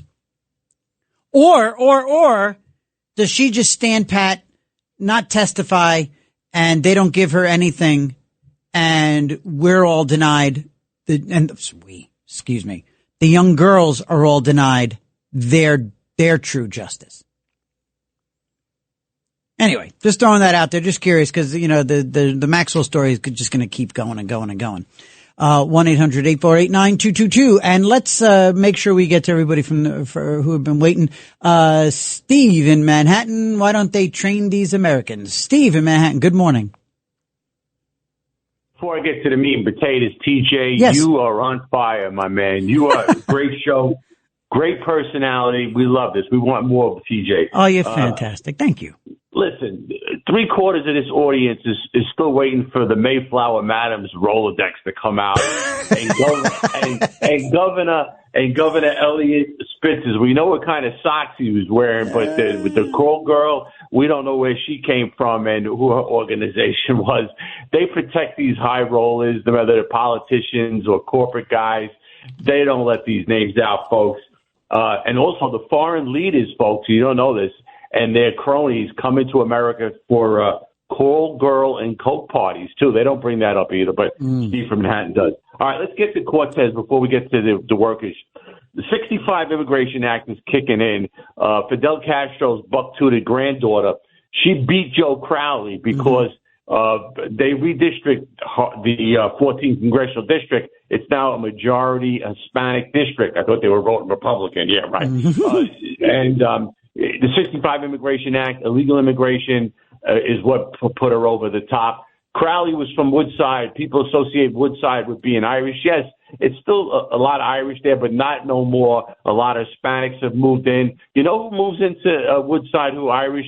Irish guys who've gotten divorced, and they move back to Woodside. No, it's true, because it's convenient to get to work. You know, you got the Long Island Railroad there, you got the 7 train there, and they move back to the old neighborhood. But a lot of Irish from Ireland are there. And unfortunately, they have to come here illegally because of the 65 Immigration Act basically knocked out European, immigration. Sure. Now, the thing with first of all, let me just tell people, so I'll let you on a secret. This is why you have Steve from Manhattan. Yeah. The SALT tax, the $40,000 deduction expires on January 1st, 2030. So anybody who's against it, just hold your breath for 4 years. It's gone in 4 years. It goes back to $10,000. You know, I love these expiring tax cuts and stuff. Right. Why does it? But the bottom line is the 65 Immigration Act is kicking in New York City. They don't want to tell you there's 1 million Muslim voters. You notice nobody ever talks about that. They're all voting for Mandani, and I don't care what anybody says. Curtis can stand on his head. Cuomo can stand on his head. They're not getting that vote. It's going to, and they're going to get registered. And they're going to try to get this guy in. All right, now with the workers. They want to bring in more people. They keep talking about criminal, illegal aliens. First of all, they're all criminals. They broke the law. Sure. And they're also inflating congressional districts.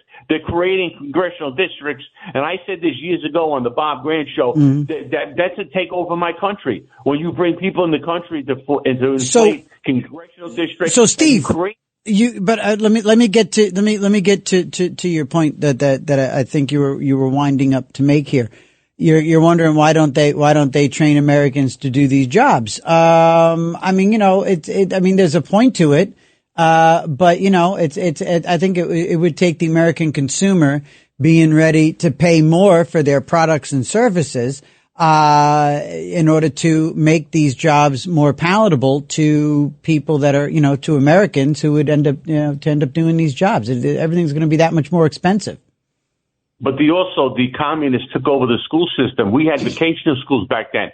Some of these kids would be great auto mechanics, great construction workers, all kind of tech skills, and they don't teach these kids anything. And you know what? And we're making that move now. And thank you, Steve, as always. We're making that move for a long time now.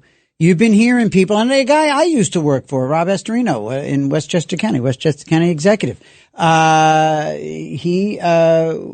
When I was there with Rob, back in the mid 2000s, he was out there talking about how, we've got to start, because as county executive, he had a lot to do with funding, Westchester Community College, and Westchester Community College, like many community colleges, is a big hub for, technical training and vocational, training in schools and stuff like that, vocational classes. And so the whole, even 10, 15 years ago, we were pushing this notion that college is not for everybody.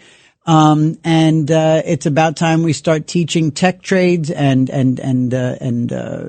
different, skills and blue collar jobs and other type of things. Because I tell you what, man, again, when's the last time you met a broke electrician? When's the last time you met a carpenter without any walking around money? Or a plumber who wasn't also a player on the real estate market and ready to retire at 50. 417 here on 77 WABC. And as promised, we're going to roll into recovery. Recovery hour here every Saturday morning. We talk about experience, strength, and hope. We talk about addiction and recovery. And we talk about the loved ones of addicts, and we open up the phones. And anybody's welcome to call in at 1-800-848-9222. Myself, if you're a first-time listener to this segment of the show or the show itself, I'm very, very blessed and humbled to be 20 years sober now. I just turned 20 about 2 weeks ago, and on the 10th of July. And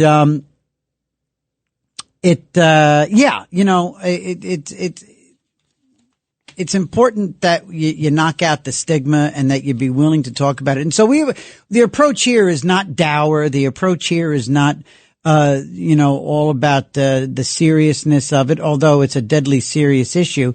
You can't walk into an AA meeting and not hear a lot of laughter, and see a lot of smiles along with, the tears and the angst, and the sadness and the drama. It's all there. It's all part of it because it's life, and recovery involves relearning life. And relearning, good from, doing the right thing from doing the wrong thing, and right from wrong, and learning how to grow up and own your brain. And, I had an interesting experience, this week, where I had it on my mind for some time. I have two daughters, one's 16 and one's 13, and really blessed to have very solid relationships with both. And I know that can turn on a dime, and I know that it's kind of rare, and so I don't know, so I'm hoping I'm banking. Look, again, we're 16 and 13. I think we're on a good trajectory to maintain these relationships. Both my wife and I have these good open lines of communication with our daughters. And I just love them desperately. And my 16-year-old, I'd had a conversation with, about my alcoholism, a year ago. Wow. A year ago, whenever it was after it was the early fall. About a year ago, I chose the opportunity. It was in October. It was in the fall, because we were on our way to the Trump rally at Madison Square Garden, where our own Sid Rosenberg blew up the joint well before the president got out there, knocked the socks off of everybody in that arena. Sid was on fire that day. He was magnificent. And to less than a year later be on the same roster as that man is humbling, with a capital humbling. Anyway, we were on our way we were driving to the Midtown West region.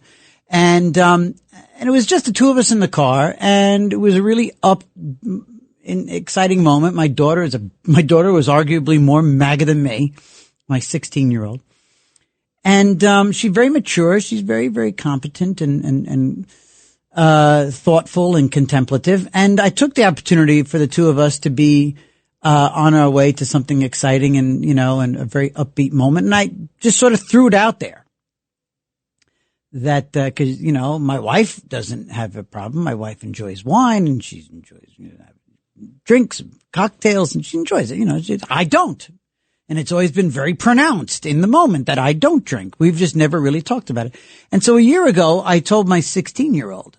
And part of the impetus for it was because A, she should know. B, why not? There's no shame anyway. C, D, E, F. I talk about it on radio and television. I've been a guest on TV shows to talk specifically about recovery in show business and stuff like that. And on social media, I always acknowledge my sobriety, especially on my sobriety anniversary. And her cousins knew. My daughter's older cousins knew. And I was like, what? She really needs to know. If they know, she should. So I told her. And took it in stride. It was great, wonderful, magnificent. She was way cool about it and was so supportive and really quite mature. And great. That was a year ago. And then this week, that 16-year-old was off with a friend, on a trip, and her family.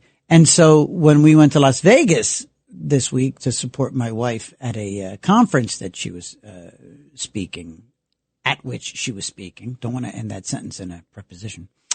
It was me and my 13-year-old and I who was spending a lot of time together. And I was like, you know what? Let me just take this shot And I did. We were walking from we went to In-N-Out Burger twice in 2 days, because when you're on the West Coast and you're out West, you have to. So we were coming back from our second In-N-Out Burger, and I threw it at her. I told her, I said, Trix, said, you ever notice? I said, I know you notice that I don't drink, even though Mom does and other people, and, you know.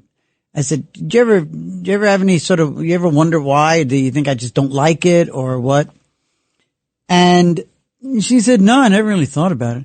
And I said, well, the reason I don't drink, I said, you know that I used to smoke. I said, the reason I don't drink is because I used to drink too much. And she went, oh. And I said, yeah. I said, so, you know, I said, we had a little bit of drama before you and your sister were born. I said, and your mom, kind of basically gave me no choice.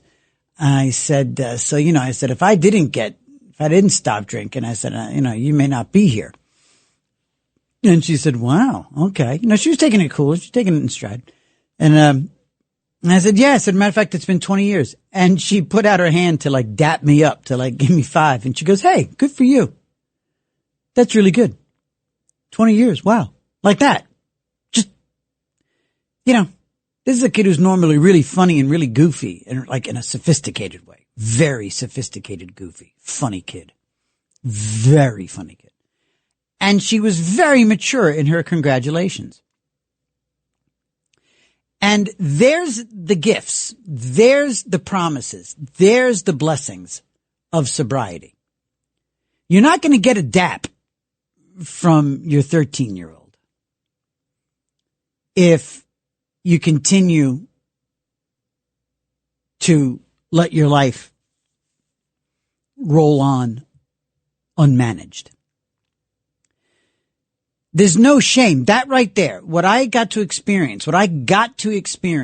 was blessed to experience with my 16-year-old and my 13-year-old are the very living, breathing definitions of the fact that there's no shame in identifying as an addict. There's no shame in identifying as an addict. The shame is in what happens while you're in the midst of your addiction. The shame is when somebody dies in a car wreck. The shame is when you lose all of your finances. The shame is when you lose your marriage, custody of your children, your job. There's the shame. The shame is not raising your hand and saying, I need help. And it's not always, I mean, look, sometimes you do have to be nudged. I knew I had a problem, but I was too lazy and too into it and too in love with the numbness that the booze gave me and the disconnect. And something that Pamela said earlier when she called in, I didn't really get into it because it wasn't really in the moment, but she was talking about how much she loved the Rat Pack and loved old Hollywood and how she wished that she was alive back then because she feels a real connection to it. I used to just wish that I was one of those guys. It went from emulating and honoring, and it wasn't, look, those guys deserved to be honored and emulated and homaged because they were brilliant entertainers. No, honestly, I still, to this day, the single greatest living entertainer of all time, Sammy Davis Jr. Like, no discussion. I mean, he was a quadruple, right? Quadruple threat. Or an octo threat. Singer, dancer, actor, that's a triple threat. He was a singer, dancer, actor, impersonator, musician, could play the hell out of the drums. And he did, I believe he did sharpshooting tricks. I think he did like Wild West tricks. He could do like gun juggling and stuff. Sammy Davis, the single greatest performer of all time. Variety performer. Those guys hated following him. Frank and Dean did not want to follow Sam. Anyway, I used to wish that I was them. I wanted to be anybody but me. So why not pretend to be Frank Sinatra? Why not pretend to be Dean Martin? So anyway, therein lies the gift. And it really was a gift to be able to tell my 13-year-old. And this opens the door to have other conversations with my daughters about real life, about heavy stuff. Now, God willing, they'll be more willing to come to me or more ready to come to me or my wife in the case of being in a situation where there are drugs or alcohol in a situation where the kids are. Or they might be more apt to not get into the car with a kid who's been drinking. Right? More of a buffer there.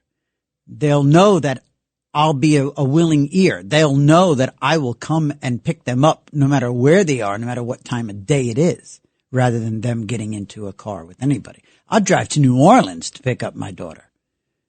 I'll drive to sticky, humid Houston to pick up my daughter rather than she gets in a car with somebody who's been drinking.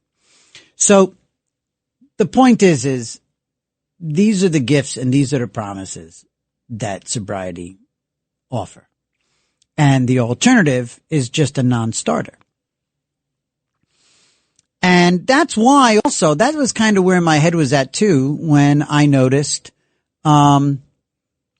myself kind of looking a little differently at the idea of a casino in the middle of New York City, in the middle of Manhattan. Not so much that it wouldn't fit, it wouldn't blend in. I mean, geez, Times Square, a casino in Times Square. Yeah. I mean, sure. As a casino guy, as a performer, as a showbiz guy, as a Vegas, a lover of Las Vegas and a frequenter. God, it'd be fantastic on a few levels. But on other levels, I don't know if the population of New York City as currently constituted with the people who would probably frequent that casino, I don't know if that's what's best. I don't know if we're doing a big portion of the vulnerable population of New York City a disservice by opening a 250,000 square foot casino smack in the middle of a blue collar area. Because let's be honest, that's what Times Square is. So I don't know. I do get that twinge. I never used to get that twinge when I went into casinos in Vegas. It really started here in Westchester when on business I had to go into, or for work, I had to go into the Empire City Casino in Yonkers. And I looked around and I said, I am surrounded by addicts right now. 1-800-848-9222, 1-800-848-WABC. That's the phone number. It's Recovery Hour. And do you have a problem? Is your life out of control, unmanageable? Because of sex, because of shopping, because of money, because of drugs, because of alcohol? Give a shout. Gambling. 1-800-848-9222. It's Another Side of Midnight with TJ McCormick here on 77 WABC, bringing you up to 5 a.m. in the 5 a.m. newscast with Liz Radabelli. Right after this break. All night long, this is Another Side of Midnight with TJ McCormick. 77 WABC.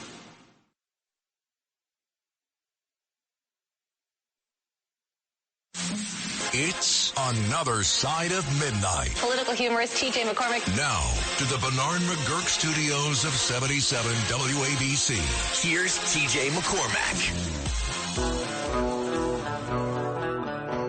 It's honestly, it is the glue. It's the initial big, long drink of water. It's the hydration for your sobriety, for getting sobriety, for understanding why you are worth the sobriety, why you are worth the effort. I've said this before. One of my sponsor's favorite phrases is anytime you're sitting there thinking that what's the point? Why am I even trying to? Why would I even? I'm just a worthless piece of, I don't like the, what's the point? You're the point. And if I sound like I'm suddenly becoming some sort of, evangelist here, it's because, look, 20 years ago, I was doing everything I could to cheat on my wife. 20 years ago, I was 30 pounds heavier. 20 years ago, I was sucking on cigarettes and drinking milkshake-sized gin and tonics at 1 in the afternoon. At 1 in the afternoon on a Wednesday, I'm drinking. Maron. And now I'm sitting here, same wife, 2 daughters, both of whom know that I'm a drunk who doesn't drink anymore. I'm not saying I'm better than anybody. I'm nothing. I'm just regular guy. I just acknowledge. And it's because, and these are all things I'm grateful for. And it was being grateful for some of the most basic things that got me rolling into sobriety. And you can too. 1-800-848-WABC. 1-800-848-9222. Line 1. Who's on line 1? Don't know. Okay. Don't worry about line 1. All right. Then let's progress on to line 2. Christine, I believe in Manhattan. Hi. Can you hear me? Yes, ma'am. Can you hear me? Oh, yes, I can. Hi. And I like the subject you're on. Oh, thank you. Regarding the casinos. Yes, ma'am. And I believe that this is going on all over the place because in the East Village, we have had a huge surge of prostitutes. It's been going on for about a year. Some of them are even having sex in public. Oof. Really? And I've seen this.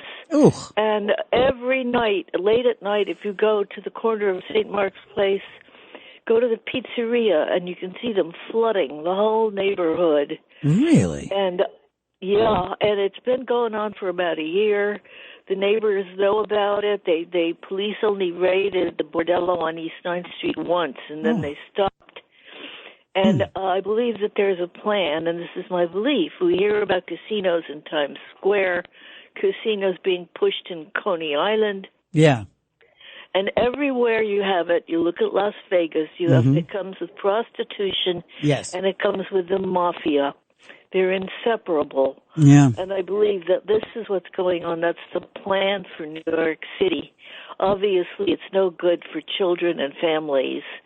They have a toy store on the corner and a grocery store on the corner of East 9th Street where they have a gigantic double building. It used to be a rent-stabilized building. It's now packed with hookers. Ugh, it's awful. It really is.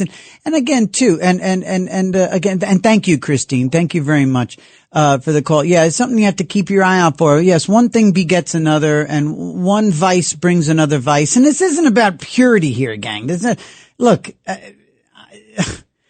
isn't about not drinking. This isn't about not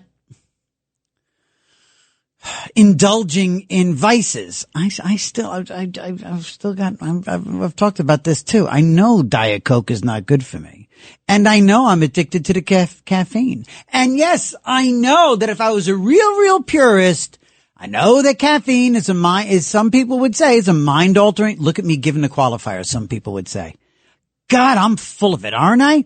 Once a drunk, always a drunk. Look at me making a deal with myself intellectually here. I know that caffeine is a mind-altering substance. But I'm not giving it up. I don't think my life is unmanageable. There's the difference. My life is not unmanageable because of the Diet Coke. My life is unmanageable because I'm powerless over alcohol. That's when I'm drinking. Okay. Now my life is manageable because I'm not drinking and I'm powerless over alcohol. Now, again, I don't have power over alcohol. Just because I quit doesn't mean I have power over alcohol. I have power over myself drinking the alcohol. If I'm drinking, if I have one sip of booze, that's it. I'm done. I have no power over alcohol. But one day at a time and sometimes 1 hour at a time. And there were days when it was a minute and a half at a time. Every 90 seconds I had to stop myself and not go forward and go try to get a drink. That's what it's about. So yeah. That is the thing. It's not about not indulging in vices. It's not about being dry. This is about being sober. And it's also not judging. I'm not judging if somebody's going to go and indulge in something that's untoward or even illegal. All right. Tell me more about your grateful list, though. Curious about that. Edward in Florida has a recovery experience. Good morning, Edward. Thank you for calling in. Welcome to Another Side of Midnight with TJ on 77 WABC. Hey, TJ, first time on your show, but cool. I caught the WABC show a lot here. But my younger brother in Chicago, and the old man was an alcoholic, unfortunately. So this is where he got it from. So he used to work in an office. Actually, we worked for the same company. He was in IT. But see, he got away from that, and he does landscaping now. Because I tell my mother, he wants to do something where he's always outside, not like somewhere stapled to a seat in an office, because that way he can get his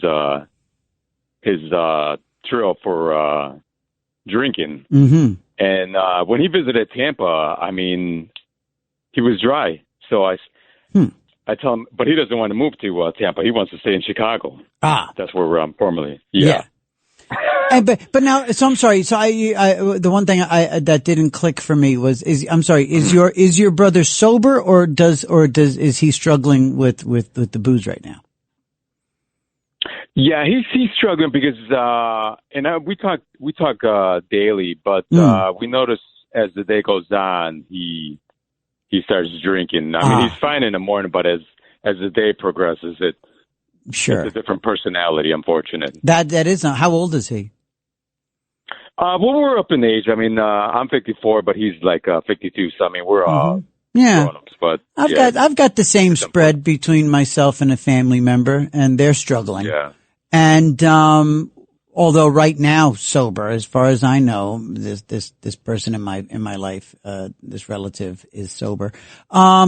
And so, I mean, so does he show, and you said he came to visit you and he was dry, like he didn't drink when he was with you, that as far as you know? Yeah, and he's cause I've been here a couple of years. Yeah. I mean, every time, because he comes in the winter time.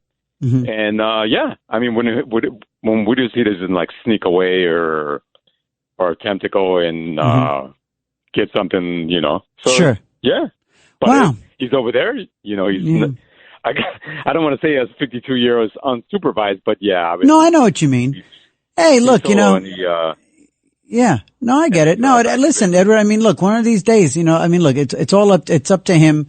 Obviously, if he thinks his life is unmanageable, if his days start getting longer and less tenable and less productive and, then hopefully, God willing, he'll see the light. And plus there also just comes a point where it's like, let me take a shot. Let me not take a shot. Let me not take a shot. Let me not drink. But thank you for calling, Edward. I'm really grateful for you listening. Yep. Really grateful that you're there. I'm grateful all of you are there.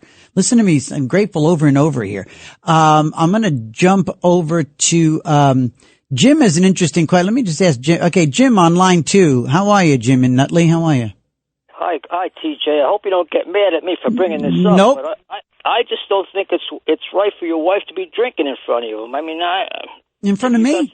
That doesn't make a difference. Honestly, and you don't, by the way, no offense. It's a legit question. Some people ask me in other ways and bring it up in other forms, but your question is completely legitimate. Nothing offensive at all. And I'll answer you. It's because it's the big real world.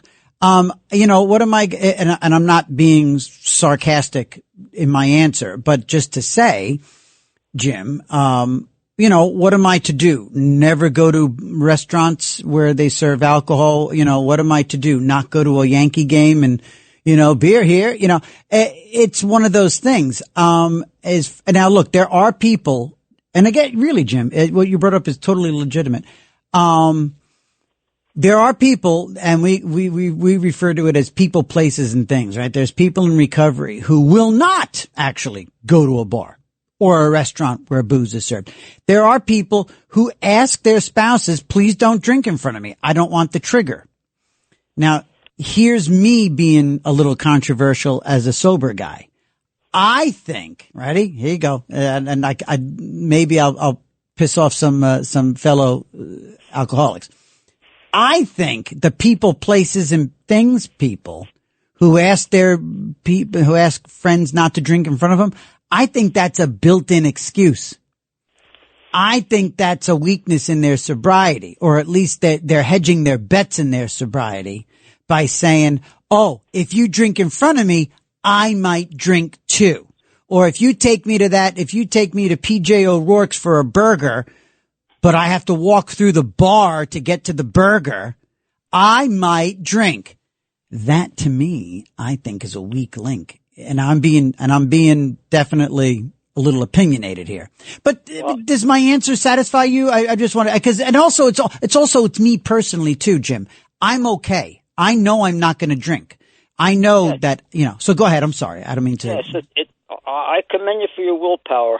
So that's all I could tell you. Well, it's God, it's God. And whether it's my willpower or it's a decision that I made, I'm also, and here's the other thing too, Jim, but this is why a simple question like you're asking is such a brilliant conversation starter for this subject. It also is because of this, pal. It's that I am desperate to stay sober. I am desperate to not drink. And therefore, you could run the most beautiful, full-bodied red wine right under my nose if I'm eating a lasagna. And I'm not going to drink that damn red wine because you know why? I'm desperate to keep my wife. I'm desperate to stay alive. Just as desperate as I used to be to sneak around and get that gin. And I think, go ahead. What's that? Good for you. Oh, that's kind of you. Thank you. And I mean, listen, but again, it's a blessing. And so are you for calling and listening to the show, buddy. Thank you, Jim. Thank you. Thank you, pal. All right. It's 4:48, gang. Going to take a break. Our last break of the morning here on a Sunday morning recovery hour here on Another Side of Midnight with me, TJ McCormick. Former drunk. No, current drunk. Always a drunk. Just not drinking anymore. On 77 WABC. All night long, this is Another Side of Midnight with TJ McCormack, 77 WABC.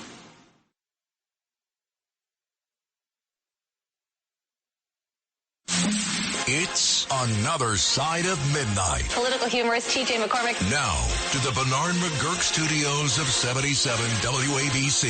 Here's TJ McCormack. It's Another Side of Midnight with TJ McCormick here on 77 WABC, doing what we do in this third hour every Saturday morning, talking about recovery, amongst other things, but and it looks like Howard has an interesting take on that. I'm curious what this Howard in Canada. Good morning. Welcome to Another Side of Midnight with TJ here on 77 WABC. Yeah, it's Howard in Canada. Hi. You should really get doctor's advice on quitting immediately on drinking alcohol, because if you quit immediately, your liver could go into a toxic shock, which is very, very dangerous. So talk to your doctor. Taper off on liquor, okay? Really? That's my advice. Huh. I gotta say, now and this is a whole other ball of wax, Howard, and thank you for calling in, but a whole other ball of wax, stay. A whole other ball of wax was the fact that at the time when I got sober, I was taking antidepressants and anti-anxiety medications and all these other things that I did not need. You know what I needed? I needed to quit drinking and I needed to quit smoking and I needed to exercise. But I was definitely stepped off of those things. I've never heard. Now, I know there are people that will go into, that need to go into detox. Now, I did not need to detox off of alcohol. Everybody's different. Some are sicker than others. But you seem to think that, and now is that an educated, No, I've never studied medicine, but, my doctor told me to stop, not to stop drinking immediately, that I should taper off. So I heard you talking about it just now. Okay. So I thought I'd better, that's great. Suggest that you get a doctor's tapering off suggestion. Now, are you sober? Have you made a decision that you're going to quit drinking, or are you doing it under a doctor's supervision? Well, my doctor just said, do not quit. Just start tapering off. Wow, there's a lot of alcoholics out there who would love to know the name of your doctor. Yeah, right. Well, she's smarter than me, so I'm listening to her. And so are you going to be, Howard, quitting drinking along the way? No, I'm just tapering off. She gave me a liver reading there. So let me ask you this. How come, so why don't you just think about going all the way and just have you and your doctor determined that you or she might think that you are an alcoholic, or is this just like a situation where your liver isn't in good shape? You're a normal My drinker? liver is not in good shape. I see. So she said, taper off. Do not stop immediately because your liver will go in toxic shop. Wow. Oh, geez. Okay. All right. Well, definitely taper off then, Howard. Okay. Well, listen, I'm glad. Thank you for calling in. Thank you, buddy. And good looking out for all the people out there. Howard in Canada says his doctor said taper off. Don't quit cold turkey. I gotta say, I never heard that before, but I'm certainly no doctor. I'm just a guy who quit drinking. 1-800-848-9222. We got about 3 minutes to go until we get it over to Liz Radabali with the 5 a.m. newscast here, as we do every weekend, Saturday and Sunday morning. Tomorrow morning, by the way, here on Another Side of Midnight, we will have New York State Assemblyman Matt Slater with his look. He has a really interesting take on Zoran Mamdani. We're going to talk to New York State Assemblyman Matt Slater about a lot of things, one of them being Mamdani and how to actually beat him. And we'll also be talking to one of the funniest women on the planet, certainly in New York City, Ellen Karas. She's going to, I think, she is scheduled to be actually in studio, which would be a treat. Let's get over to Mike in South Carolina to wrap things up here on Another Side of Midnight. Morning, buddy boy. Good morning, TJ. Mike Huge. I said it before, I'll say it again. A couple of weeks ago, there was a guy that called. He was crying on the phone. Yep, Keith. We still haven't heard back from him. Oh, boy. Yeah. I worked with a lot of guys when I worked Vietnam vets. New York City Transit, I retired from Metro North Management, okay? Yep. And I talked to one guy, post-traumatic stress, Vietnam vet, and drinking got him. And I helped him, and I still hear from him to this day. Oh, great. You're a beacon on the radio, TJ. Thank you. Because I know a lot of people, alcohol is the most dangerous drug in the world. Sure. One is too many, 1,000 is not enough. Yep. And you know what? TJ, I'll be listening to you tomorrow. And a couple of weeks ago, I'm so glad you told that knucklehead that I said on the radio he belongs in a straitjacket from White Plains. You know what? Yeah, rim shot. Where's my drumstick? TJ, what about bow? TJ, all the best, and I'll be tuned in tomorrow. And you are, a beacon to quite a few people who listen, who need help, and God helps those who help themselves. Indeed. Indeed. Thank you, Mike Huge. I appreciate that. Thank you very much. Mike in South Carolina, good guy. And look, again, I just think you got to talk about this stuff. You got to say it out loud. You got to live out loud. And when you're an alcoholic in recovery, your whole life is a series of sayings and bumper stickers and slogans. And I am the living, breathing definition of that. You know what I mean? I was just going to say we're as sick as our secrets, because you got to live out loud. What you don't say out loud will kill you. Anyway, all right, gang. What a great show again. I'm so grateful for all of you. I genuinely love you for listening. If anybody knows me, knows that I mean it. I love you for listening. I'm grateful to Tony and Bill for holding my hand and pulling me through these hours. And top-notch, fellas. And you all, seriously, I'm genuinely grateful for you being there, really with a lot of love. It's Another Side of Midnight with TJ McCormick here on 77 WABC. I still can't believe I'm saying that out loud, and I mean me.